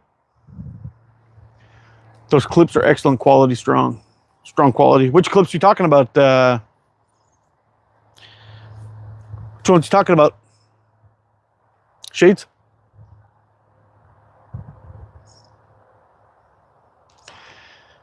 Yeah, I was like, holy shit, that looks like a yeah.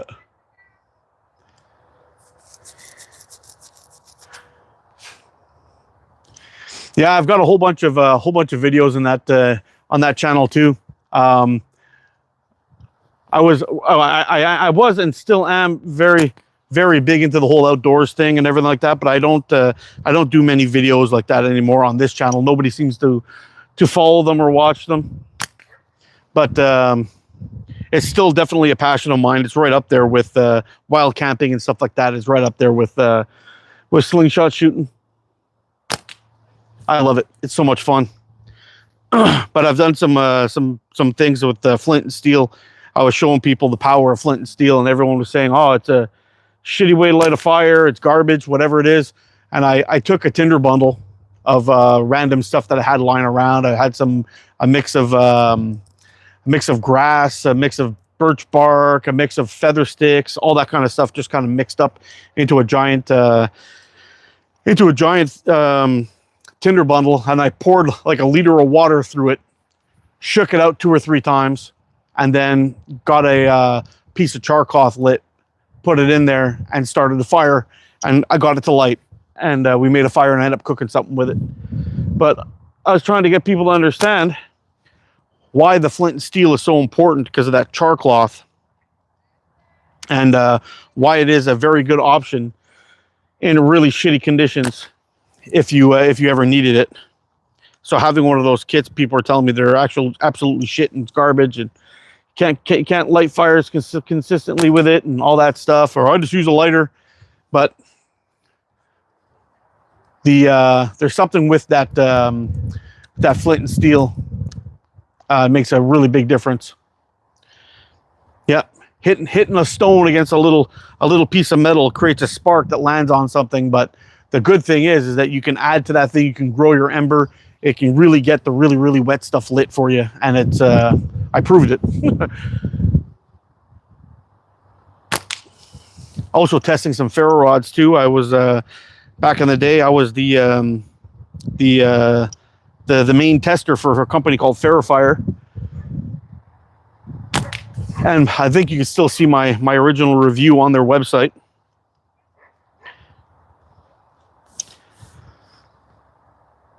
That was a lot of fun, and they're really, really good stuff. I shaped a natty using a flint blade. Oh wow, that's cool. Yeah, you know what? I'm all about the ferro rod too. I mean, when I go into the backcountry, I bring a lighter all the time, but I often just use the ferro rod. I mean, it works great. I often light things on the first strike, so that's not really much of an issue. If you know how to process your materials, you're absolutely golden. And if you're on a canoe camping trip and you flip your canoe over and you get soaking wet and your lighter's completely waterlogged, a ferro rod's going to get a fire done faster for you than a lighter will, which is very interesting. But everyone's going to have their opinion on that one and argue about it and whatever. So I stay out of that conversation now. But I love my ferro rod. I got a couple of them. 2 or 3 of them that are probably the top notch that I've tested. One of them is the one from Ferrofire. 2 is from 4 Directions Bushcraft. I don't know if they're still pumping out the ferro rods or not, but that was one of the best ones I've ever used. I lit a stick and a tinder bundle. A stick tinder bundle made out of small branches and birch bark from a standing position. So I stood here and I went, and the sparks went down, landed in it, and it caught fire. It was pretty impressive. Got that one on video too.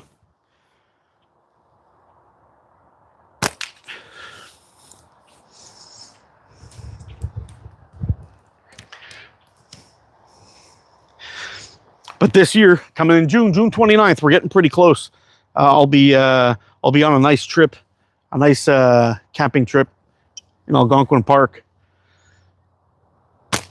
doing a 40K with the guy I make the hot sauce with. We're gonna do around a 40K camping trip, 3 nights, 4 days.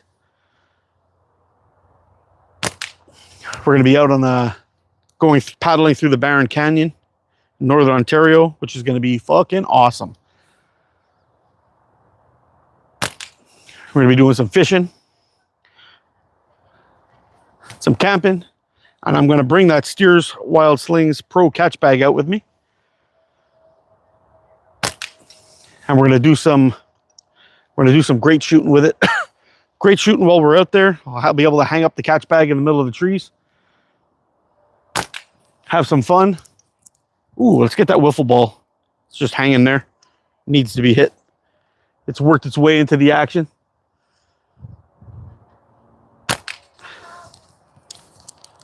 Fucking wind got me. Had the good vibrations. A little bit low on that one.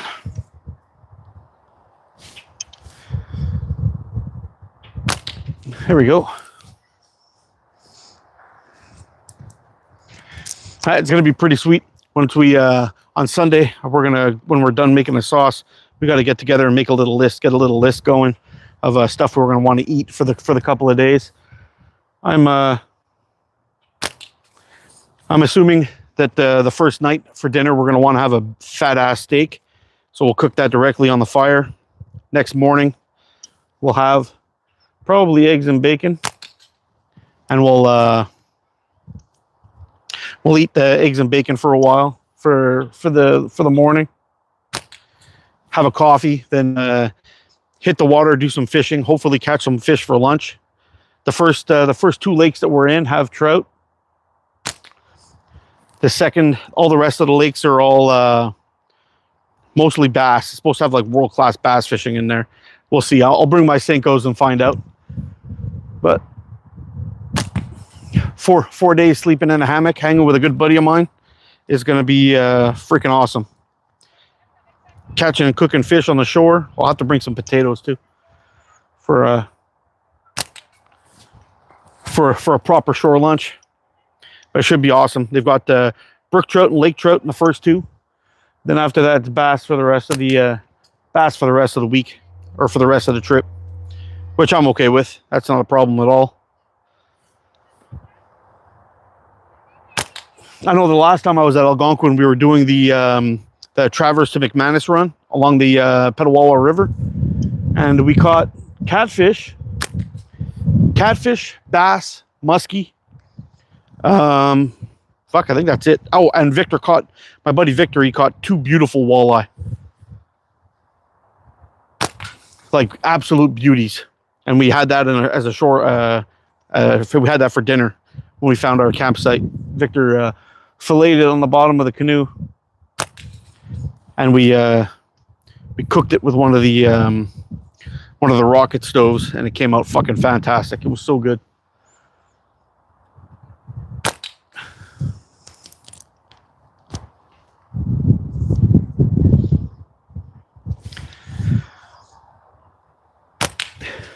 Yeah, the catfish was okay.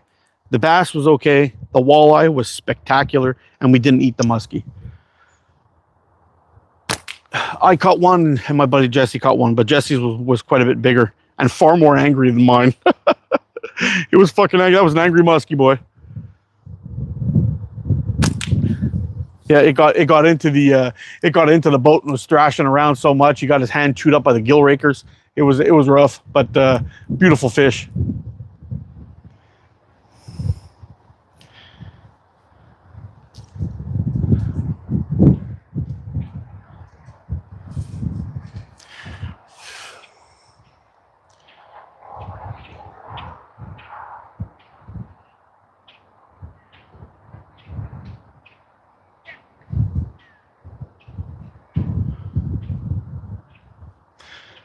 The number of shots and consistencies beyond human competition.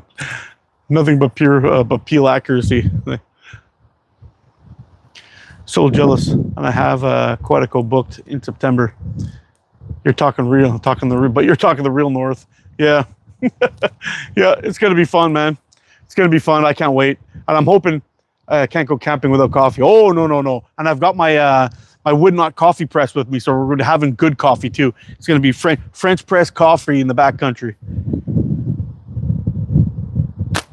And it was funny when I did my last trip. I was we were there just at the end of COVID. Everything kind of opened up after the pandemic. There, everything was opening up, and we went there, and we were.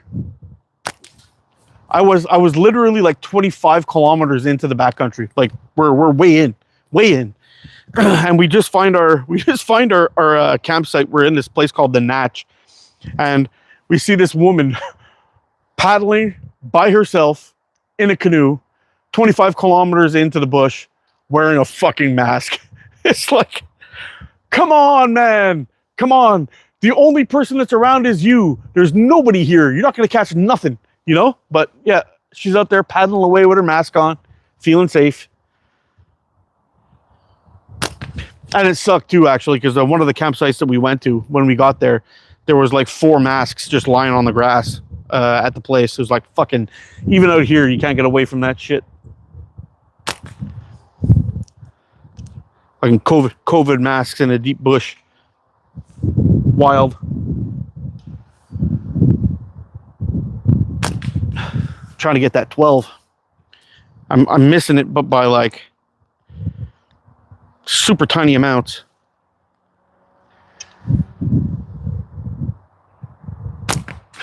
That was a pretty big miss. I missed that by about 40 millimeters. That was kind of bad, actually. There we go. Got it. Pollen, COVID is a thing, you know? Yeah, I guess. Pollen, COVID, it's the worst. Yo, what's up, Joseph? How you doing, bud?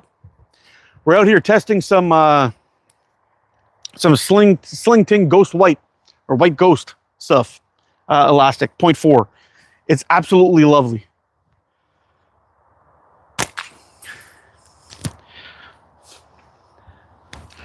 I've gone through about 250 shots so far. It's about what I can hold on my magnet. And Here's my last shot, and I think we're going to go after the wiffle ball and then go down there and reload.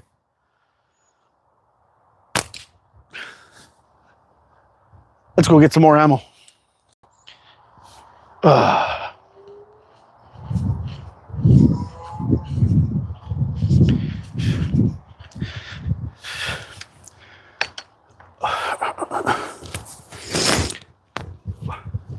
See if we can pick some of the bounce outs out first.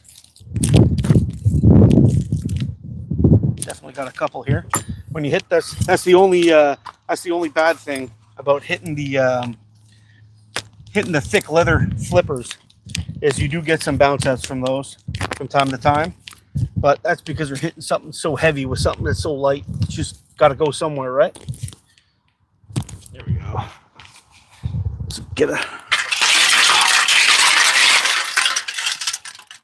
Let's get a good amount of those on there.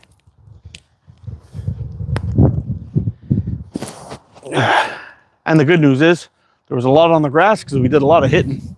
I'll take that.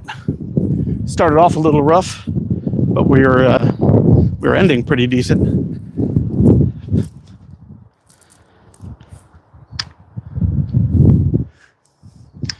Yeah, I've been curious about the latex exhaust. Yeah, it's really, really nice, man. COVID stopped my way back in the woods. Oh, no way. That sucks, dude. Sorry to hear that, man. That's fucking terrible. But you know what, though? I had the same problem too. I got a I was doing a lot of kettlebell workouts just before the pandemic, before I got it, and I was doing 20 one-arm swings, dropping immediately down, like putting the kettlebell down, hopping to the side, and doing 10 push-ups. And I would take 30 seconds break in between each set. So it'd be 20 swings, 10 push-ups, 30 seconds off, 20 swings, 10 push-ups, 30 seconds off. And I would do 10 rounds of that. So in the amount of time that I was doing all these workouts, I would get 200 swings and 10 and 100 push-ups done in under 10 minutes. It was very, very fast. It did not take long at all. So, or it was around maybe 12 minutes or so, but it was a very, very fast workout. And I was doing that, and my heart rate never went over like 140 ever. Even around the end of that, it was getting kind of brutal. And my heart rate would go 140, maybe 142, something like that, and that was it. And that was at the end of the workout. And then I would always finish off by doing 5 Turkish get-ups from each side. This last time, after I got my second vaccine, which I completely fucking regret now, I went to go back to work out because I had a surgery in between the first and second one. So by the time I got to the second dose, I went to go work out after that. And after doing 20 swings and 10 push-ups, my heart rate went up to 178, and I had to fucking stop. And I wasn't able to work out for the longest time. And when I asked my doctor about it, she said, "Oh, it's probably because you got COVID. It had nothing to do with the vaccine." But then I got COVID after, which didn't help anything either. But anyway, whether it's, we'll never really know the truth. We'll never hear the truth, but we all know the truth, if you know what I mean.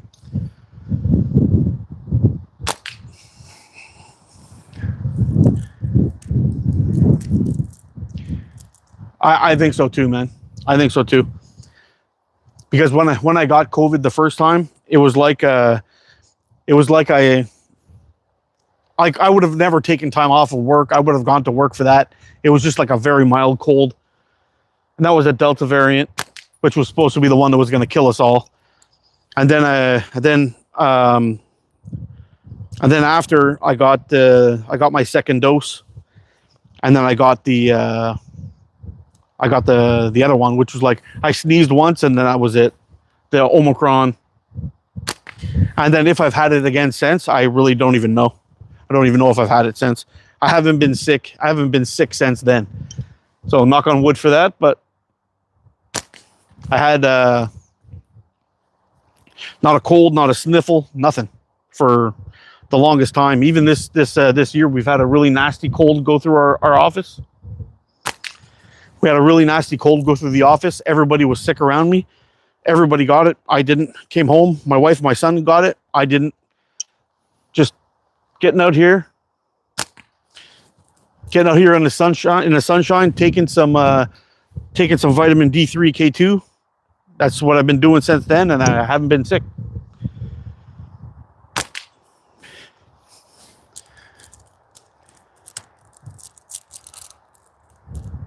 Anyone else getting purple color tone once in a while on live? What do you mean purple color tone? Like, do I look purple or something?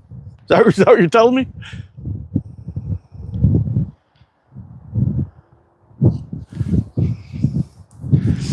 My wife and one kid had COVID, and I don't even think I got it after vaccine. I got it and got sick. Yeah, you know what? Not just that too, but my dad got just as sick from the vaccine as he did from COVID. He got really, really sick, and his hair started falling out. All kinds of weird shit happened. And yeah, they kept on recommending that he get it. And he kept on listening until he got to the third dose, and it just was making him sicker than anything else, and he just started refusing it. And I'm glad too, because man, when we were going through all that at the time, we had 56 employees in our building, and I had to interview each guy every single day, asking them, you know, have they come in contact with somebody who's sick? Do you have any symptoms? All these kind of things. There's somebody in your home that has an illness. We had all these questions that we had to ask them before they started the shift. And out of the 56 guys that we had at the time, we're double that now, but we had 56 guys at the time, and 7 of them got blood clots. And one of our guys came from another company because he got his first vaccine and got really bad blood clots. And they told him that if he didn't get his second dose, that he wouldn't be able to work there. And he's like, fuck, the first dose almost killed me. And they're like, well, you got a decision to make. So he quit his job and started working for us, because we didn't give a shit if you got a vaccine or not. Just if you were sick, you stay the fuck home. And that was it. And he came in, he was working for us for a little while, and he fucking passed away with some kind of crazy brain cancer that was completely uncontrollable. Yeah.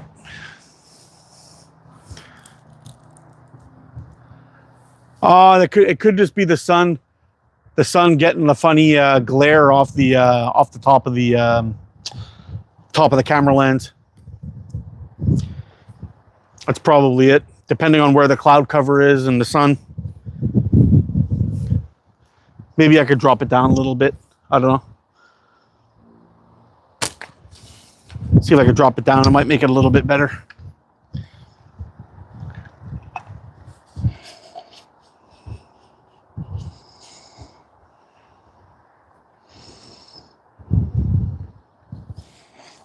Is that any better? I changed the angle on it. Or did it get worse?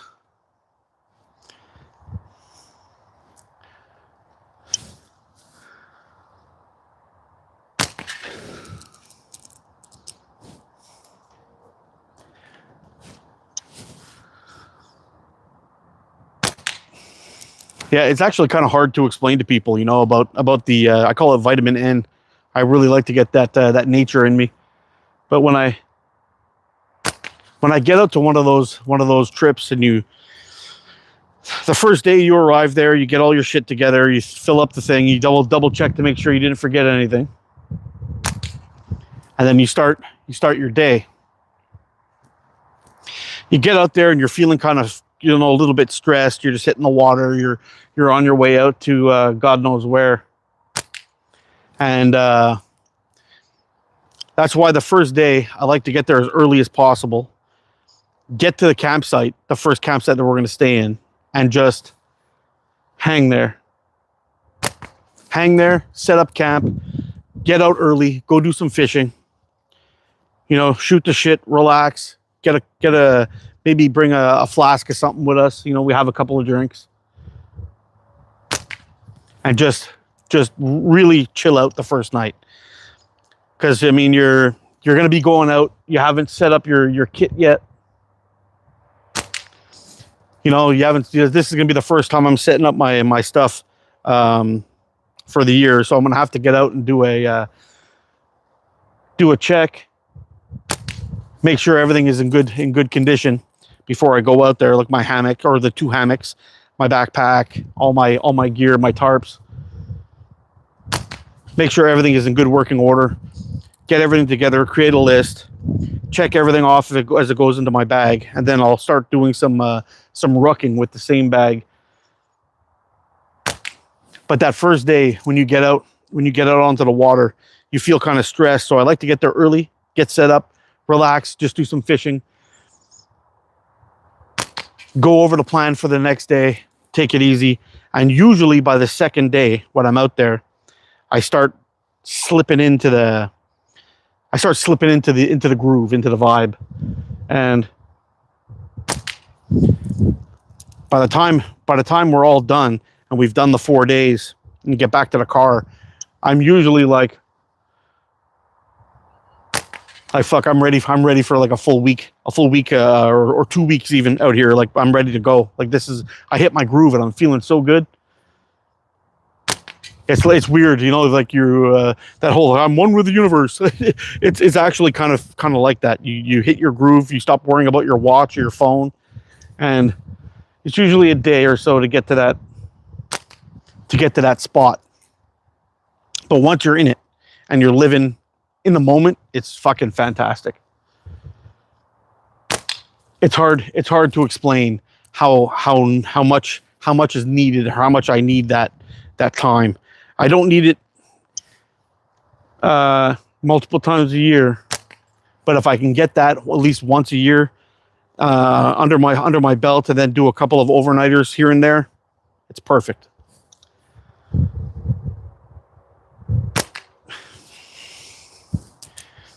Hey. Need a nature week. Yeah. Anthony Fauci is not one of my favorite people. Yeah, buddy. When you check out that book, The Real Anthony Fauci, that's written by Bobby Kennedy, it kind of blows your mind, the shit that guy's done. He's right up there with Bill Gates. If Bill Gates is saying, hey, this is a good idea, do exactly the fucking opposite. It's only a good idea because he's getting rich off of it. And I can pretty much guarantee you he ain't doing shit for anybody. He'll claim it's a good thing, but it's not. It's going to make you sick. It's going to make you sick, and it's going to...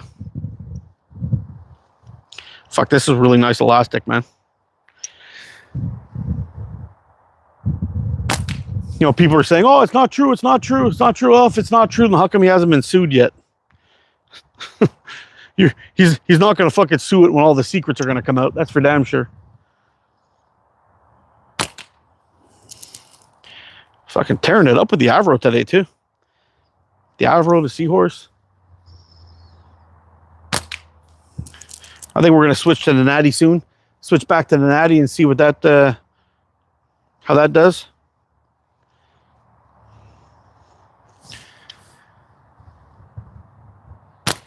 We've shot everything just about twice now.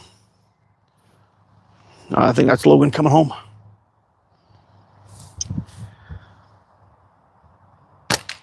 Here we go. Let's switch back up to the Natty and see how we do.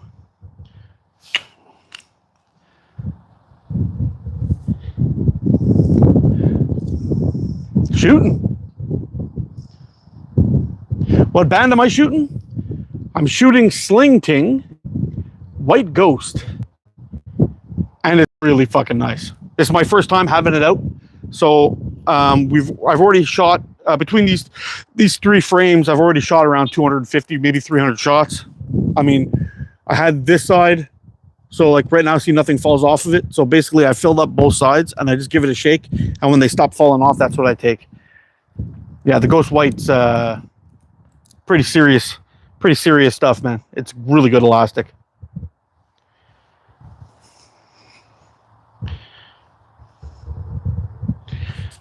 I like it.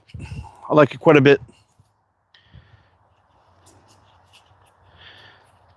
So we'll go back to the live oak natty from Tony Caneston.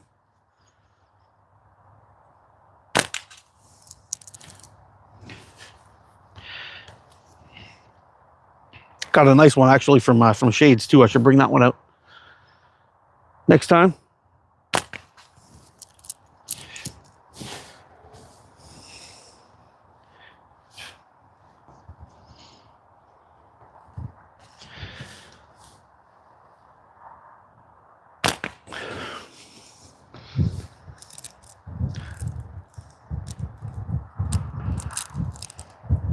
All the same, I'm all right. Jack, F you. What'd I miss?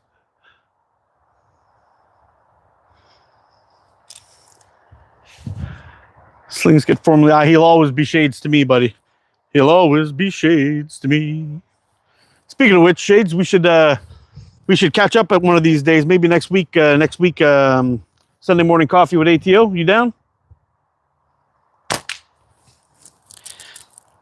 Let me know if you're up for it, buddy. We'll do a live. It's been a minute.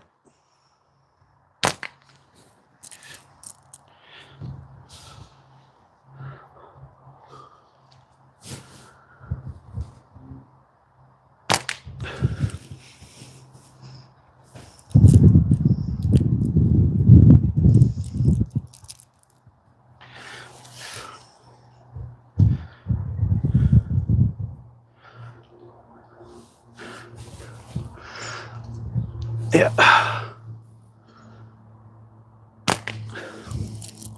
Yeah, these I'm kind of shocked at how much they seem to have quite a bit of speed on these things. The retraction rates are something else.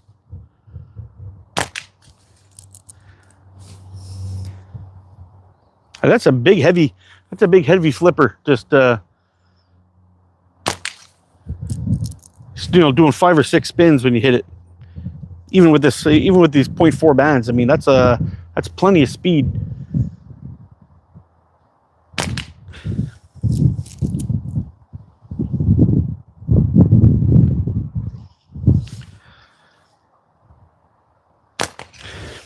Should probably get Jose on one of these days too. I don't know if he'd be up for it, but it'd be fun.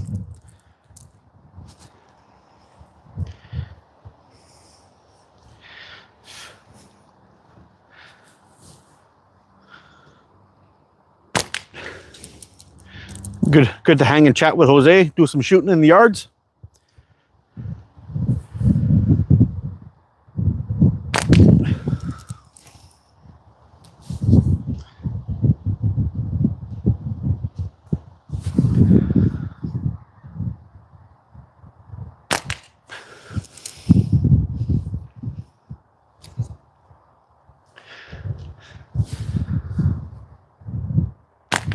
Oh. All right, Shades. Some point next week. Next week I'll hit you up and we can plan it out. We can either do it during the week or on the Sunday. Either way, if it works.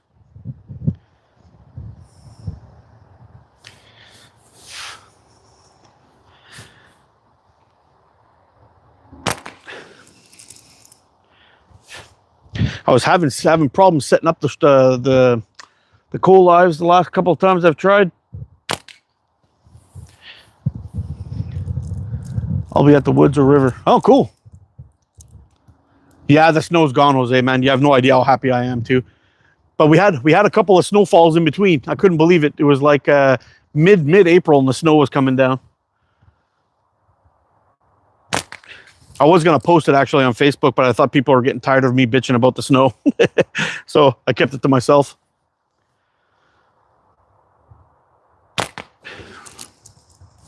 I speed bumped that one like crazy. That was wild. Went very, very high on that one. There we go. So Monday morning, I should be getting my other trellis in for my garden. So I'll have that other one set up in there pretty soon. Probably Monday, it's supposed to arrive. And I'm supposed to get some seed starters this week. So I'm going to get my San Marzano tomatoes started. I should have already started them, but I wasn't able to find the seeds. and I was just going to buy plants, but I think I might see if we can get some good starters. Ooh, you hear that? I was thinking we'd get some good starters going with the San Marzanos, and if it works, we'll just use those instead of buying some more.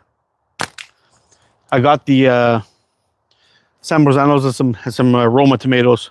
I'll make some sauce this year.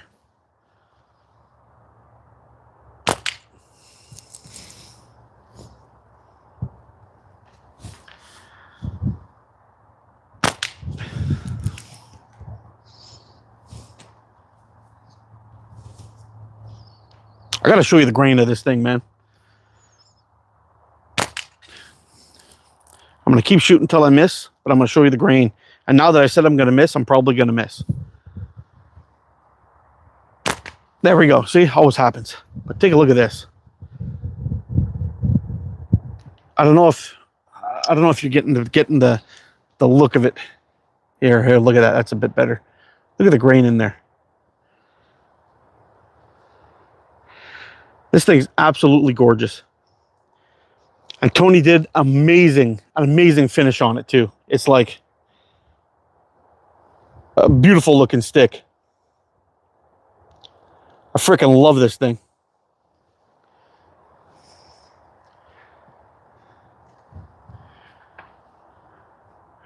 It's been crazy here. We had record-breaking heat for March. 100 plus. Oh shit. Then a week of 50s and rain. It's supposed to be a wild year this year.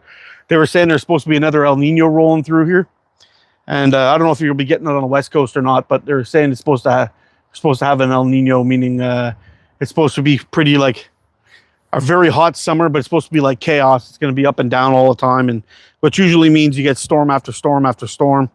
Oh, we'll see how that goes.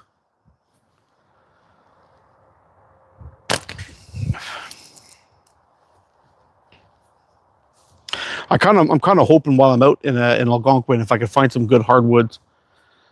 I want to try to make a natty out of one of the trees I find out there, if I can. If I can get my hands on some decent forks. But I'd love to saw a couple out and bring them back home and make a couple of Algonquin natties. That'd be fucking badass.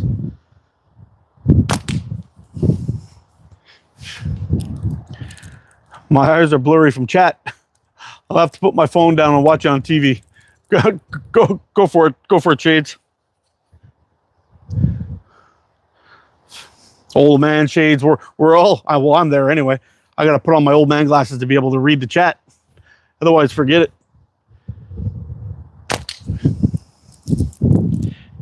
All right, let's see if we can get that little 12 with this guy. We're tearing it up right now on the 40. That was close. I was off it by about ½ centimeter. Oh, just to the other side. Almost got it. Went a little too far.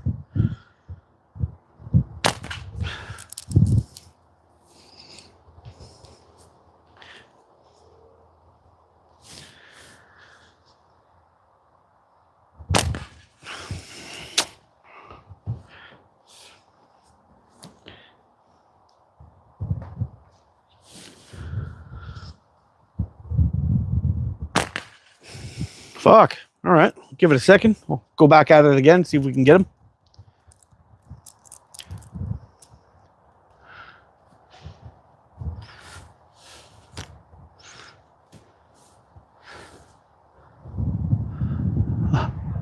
I'm like Bronze Age old.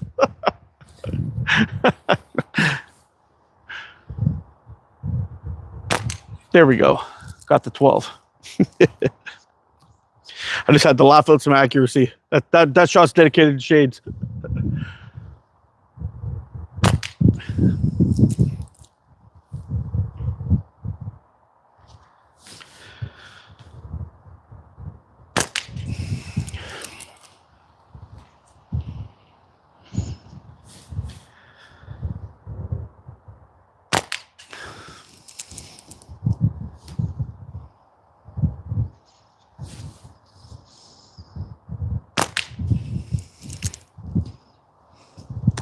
Fucking Natty's on point, boy. Woo! Shout out to Tony for the awesome work. Awesome work and great job from Mother Nature right here. Great job from Mother Nature. Tony made it even prettier. Imagine that.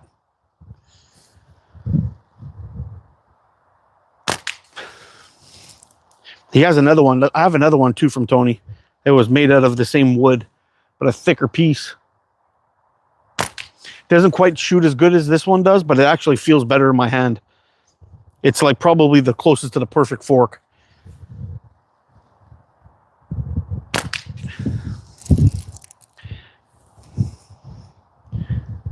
Yeah.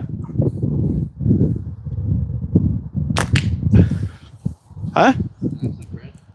Yeah, check it out. I don't know if I had problems with the first one. The first one failed on me.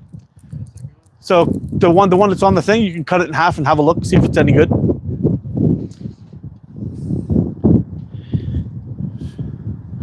Yeah, made some bread this morning, and I tried a new recipe. And it had a little bit of a whole wheat flour in it, which I don't like. I find it's like fucking chewing sawdust, but I tried it with that and followed the same heat recommendations that I would normally do with a regular loaf. So I cooked it for 20 minutes inside of my Dutch oven, and then took it out for another 12 and a half minutes. It was around 12 and a half. I put it for 12, but 12 and a half minutes, took it out, and it was like beautiful on the outside. Everything was gorgeous. On the inside, there was like 1 inch of the inside that didn't cook. I was very disappointed. Very doughy inside. My last 2 batches of bread that I had made came out fucking phenomenal. Whoa. Oh, it slipped right out of my hand. Do you see that?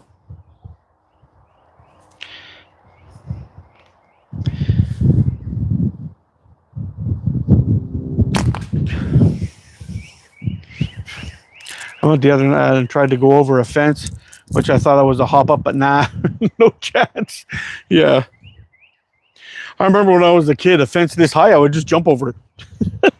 It's a 6-foot fence. I would just go running. I would jump straight up in the air, put 1 foot on the fence, the other foot would go right on the top, and I just hop right over it. Not anymore.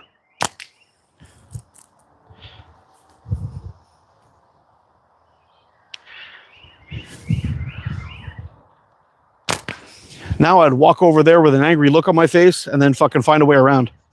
That's pretty much it. I'd be disappointed for the rest of the day.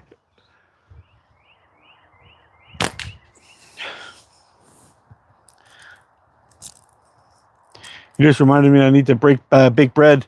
I made sourdough yesterday. Yeah, I'm still working on my starter. I got my starter going right now. It's inside. I'm going to feed it for the first time tonight. I started just yesterday, the day before.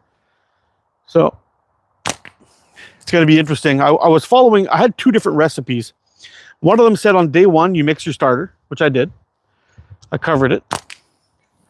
And then 24 hours later, which would be the beginning of day 2, they tell you just to stir it and not add anything.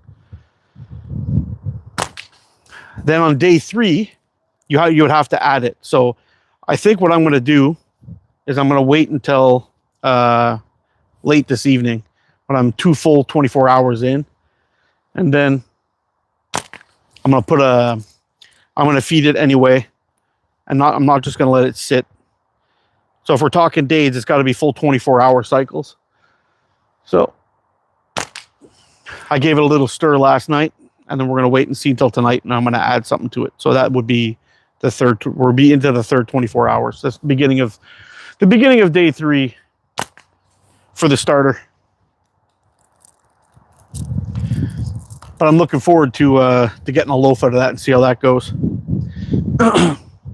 The cool thing is that once you've got it made, you can just keep on pulling out that starter and just make it a new batch without having to go the full 7 days to get your starter correct. Once you got that thing going, you can just keep on pumping out bread every time you feed it, which is kind of nice.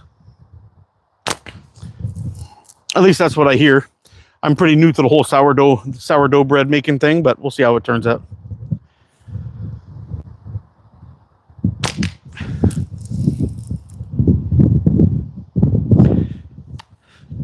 All right, so for all of you 21 people that are still in here listening to me and watching me shoot, Sling Ting Ghost White, fucking fantastic elastic.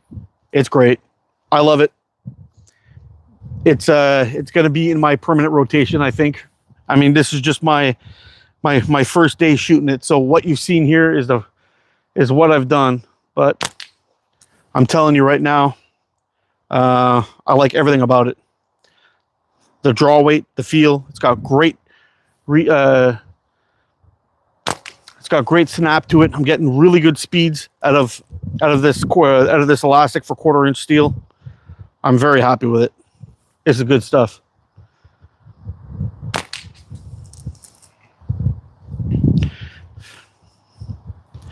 I mean, it took a little while for me to get me back in form and dealing with all the weather and the wind. But now we're tearing it up. Now that I'm warmed up, we're giving that flipper an absolute ass whooping.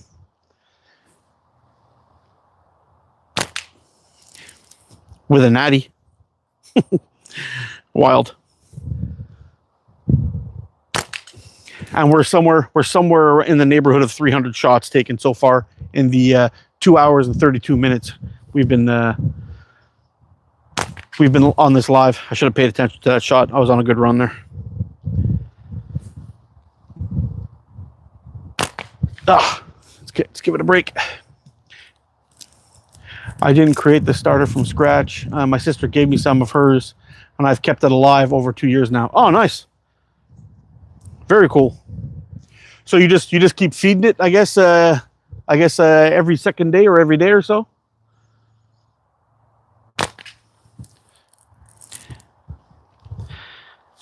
But I've heard about that, people talking about if you're able to get a starter from somebody that's already established, the maintenance period of that makes it quite a bit easy to keep it going. So I'm just starting my first starter right now. Now, here's a question for you. Do you ever use bleached flour for this? Or is it always unbleached organic shit that people are always talking about it? Because some people will say, oh, don't use the bleach, don't use this, don't use that, but they don't say why, if it's a chemical issue or if it's just because they're tree huggers and they want to make sure nothing bad gets into them. But it makes a bit of a difference, in my opinion anyway. If it doesn't make a difference, and if it's not going to cause a problem by using bleached flour, then so be it. I'll use bread flour, or I'm not really a fan of all-purpose flour too. That's another thing. I used all-purpose flour for that loaf this morning. It fucking croaked on me. You can use Robin Hood bread flour or Costco bread flour and pizza flour. Yeah, okay. So the whole thing of it being bleached or not is not really an issue. All right, I got a 5/16 on here. Let's see if we can get a hit on that 40 with a 5/16 and these 0.4 bands. Nope, didn't get a hit. It dropped quite a bit, but if I was shooting this with 22 14s, that would have been fine. I think so anyway.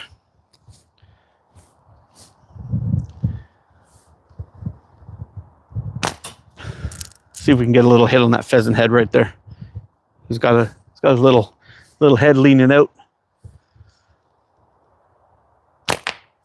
Yeah, that was a good hit. He's got some stank on him, man, I'm telling you.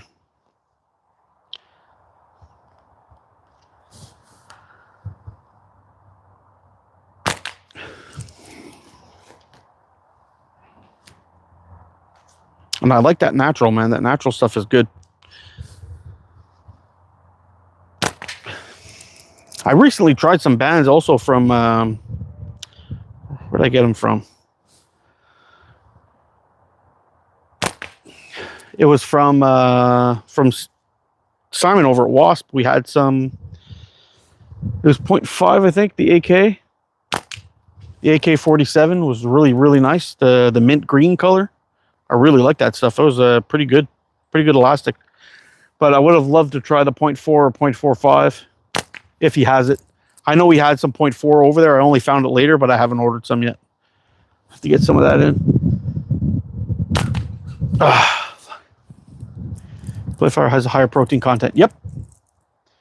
For the bread making rabbit hole. Yeah. It can be used as wallpaper glue.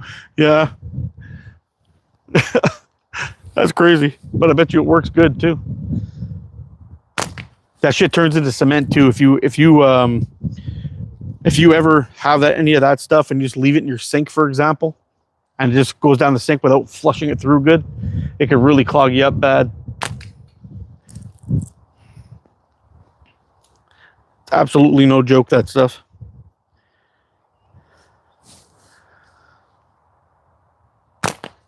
Ooh.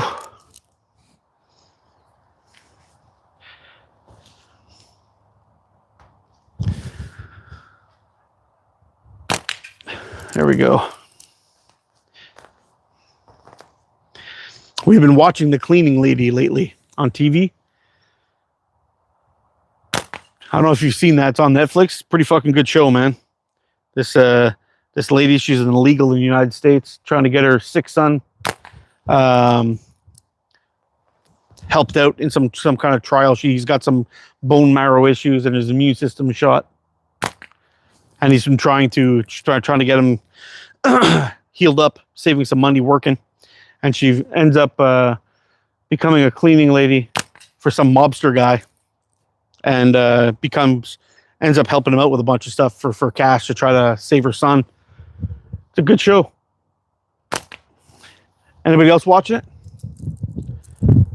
0.6 velocity tonight. Nice. Yeah, it's a pretty decent show. I'm liking it. Me and my wife have been enjoying it. I don't know how many seasons there are of it. I think there's only the one so far, but The Cleaning Lady. Pretty damn good show.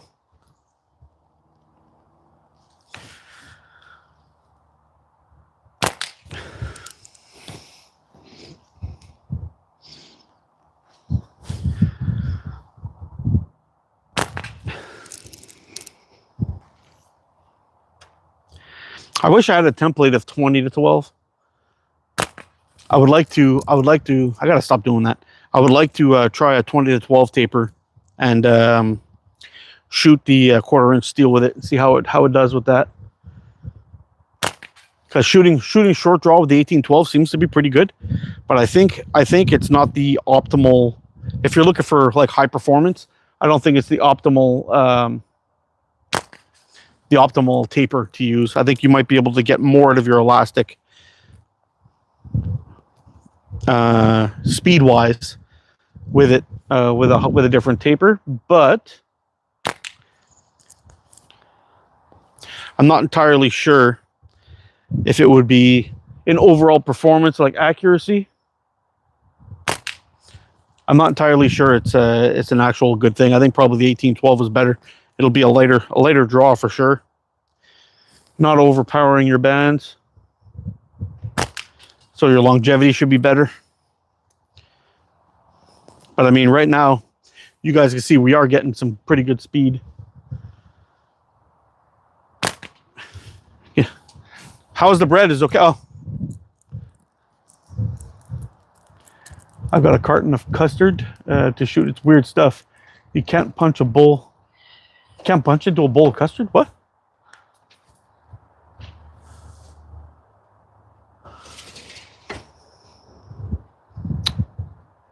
Interesting. So you're going to set up a bowl of custard down at the end and start firing some shots in there. See if you can punch it through with the. See if you can punch through it with some steel.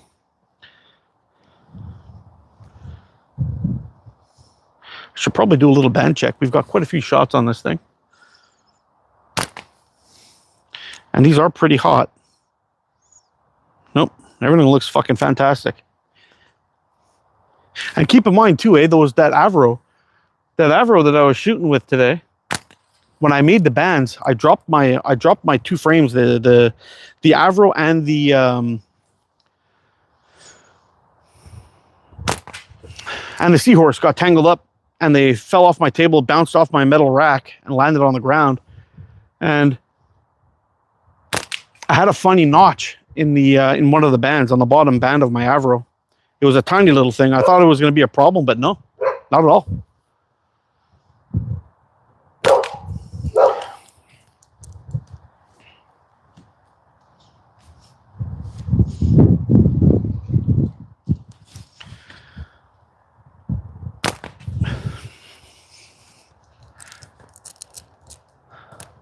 Oh, the molecules lock together quick, eh? Interesting. It's like that, I think it was like cornstarch or something like that. They fill it up with water, and if you stand on it and you don't move, you kind of sink in it. But if you run across it, it feels like it's hard until you stop moving, and then it kind of starts swallowing you up like quicksand. I've seen the Mythbusters messing around with that stuff. They were standing in it, just hopping up and down, and they would just be able to jump right off the top. But if they stopped moving, they would just slowly sink in it. It was interesting. I think it was cornstarch they used. I can't remember.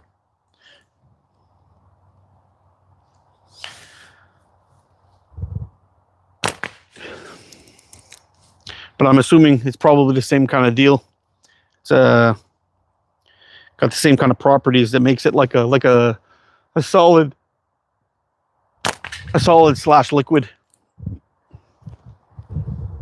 All right, it might be time to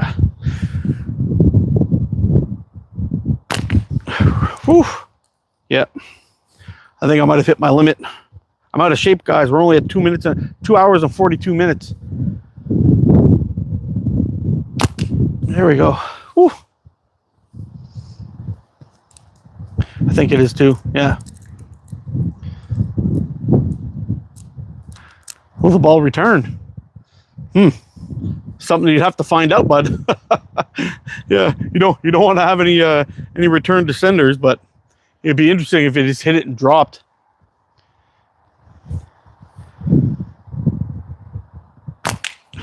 Oh, that was a great one, man.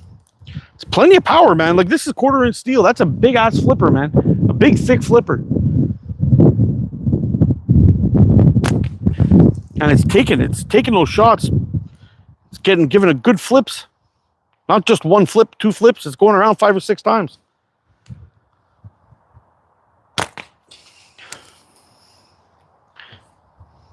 See if I can zoom in really good. Give you a good look at it when I'm giving it a good hit. Hold on. There we go.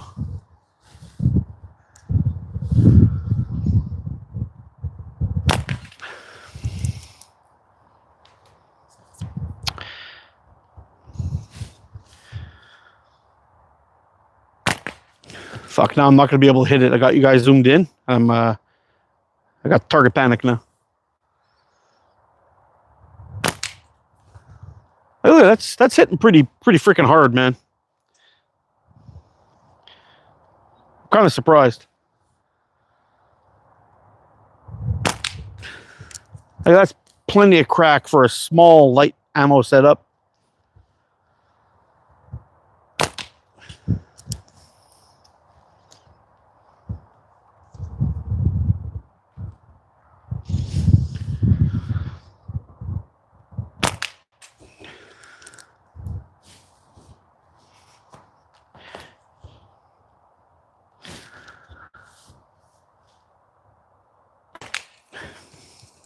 I kind of want to see now if I'll get a puncture in a steel can with this stuff.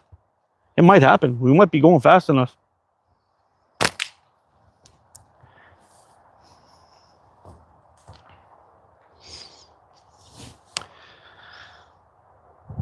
Ah, there's a miss. Let's bring you back. Anyway.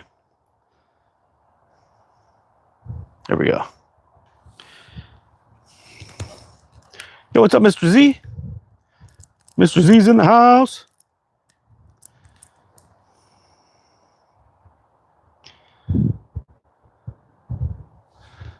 Yeah, it's pretty wild, man. Pretty wild. I'm very, very happy with this elastic. This is some really good shit. I wish Ben was in here. I hope he pops in and he sees this, because I got to tell him this is really good shit. It's really good.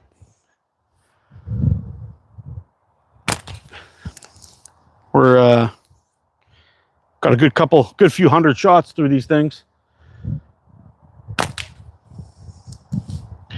We're piecing up that 40 quite nicely. We've gone through three different frames, all with very similar setups, except for this one's a little bit tuned down, a little bit hotter than the other two. But the other two are getting that big old flipper flipping too, so I can't complain at all about this elastic.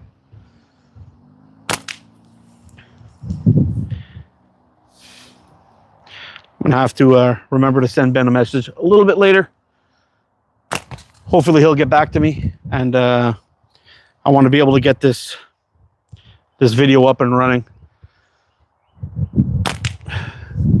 because this is great stuff. This should be spread around a little bit so people know about it.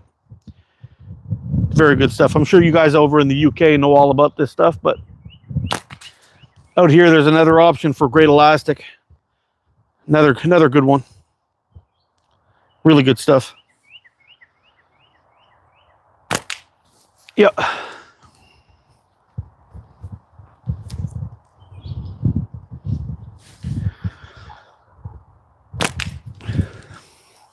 Fucking natty too, eh? All about the natty.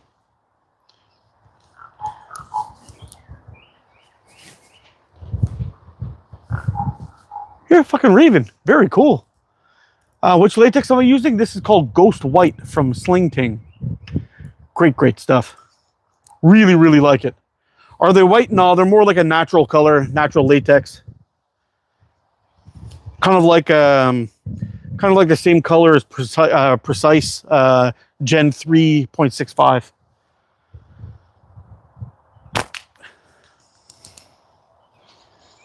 Or 100% 0.6. Well, in their old color. They changed their color so many times, it's crazy. But anyway, I don't want to do a shout out to 100% at all.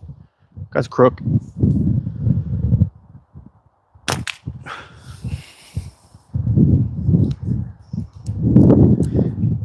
I've got to get up to okay the Xbox before it turns off. Oh no. Yeah, but so far I'm blown away by this stuff. This stuff's freaking fantastic, man. It's a great elastic. So we've shot it on this natty here today. For those of you guys who just joined in, we shot a little bit with the Avro, did some absolute ass kicking with the Avro, and then when we came on down here, I was having a little bit of trouble with this guy in the beginning, with the Seahorse. But when I got down on the grass and I kind of got settled in and I worked out the bugs that were bugging me, we started really kicking ass with it. So we've done a good bit of shooting with all these frames, and this elastic's fucking fantastic. I'm all in on this elastic. The more and more I shoot it, the more and more I like it.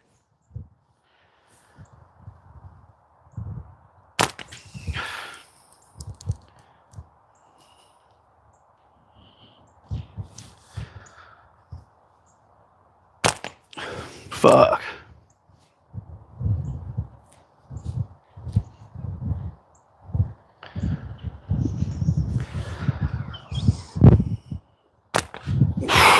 You can see the wind blowing the ball. It's no good. All white, in my opinion, is fast and light because it doesn't have a color ingredient. Yeah, you know what? And that was pretty much confirmed to me by GZK. He was talking with Chris over at Catapult Carnage about it back when Chris was shooting GZK Green, and he was saying that the recipes are all the exact same. The only difference was the tint that they used. And the tint on the green and on many green bands, I find it does make the draw weight a little bit heavier, which has been pretty much standard all the way across. And the draw weight was considerably heavier on the GZK green. than the yellow or the orange. The orange was quite light, or quite a bit lighter than the green by about a pound or so, or half pound. And it was a little bit slower than the green, but all in all, good bands, lasted pretty decently, except for the green. The green had weird breaks. I got weird breaks from it, but I wasn't a big fan of the black, but I like the orange. GZK orange with some good elastic. I think I even have some 0.5, 0.45, or 0.5 and 0.52 or 5.4 of that elastic. See the vibration?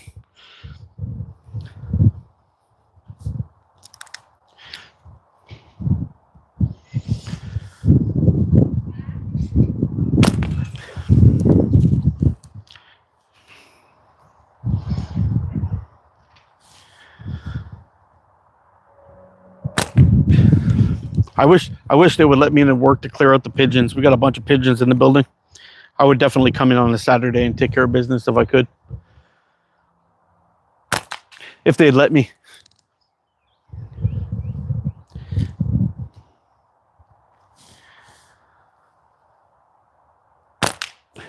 But we got a bunch of pigeons in that place. Very, very annoying.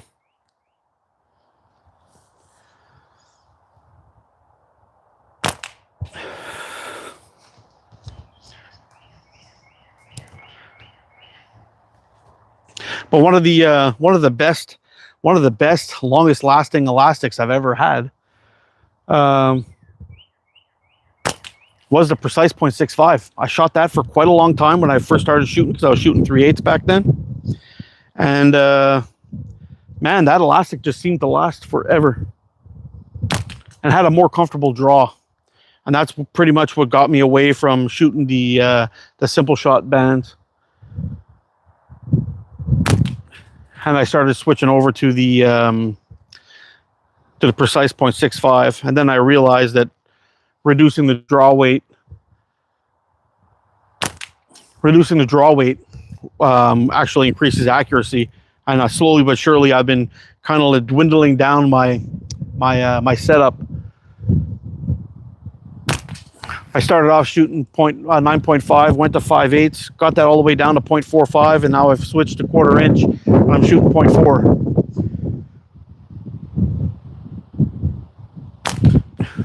Another nice one. Magic Jobby, on fire, yes sir. All right, folks, we're coming in around the 3-hour mark, and I'm running out of battery, so I'm going to wrap this one up. But thanks for joining me. I hope you'll really look into getting some of this elastic. I'm telling you, this is really good stuff. The 0.4 is the only one I've tried so far, but we got all the way up to 0.7 to test. I'm going to be getting some. I'm heading out. Have a good weekend. Take it easy, man. Thanks for stopping in. It's great elastic. It shoots great.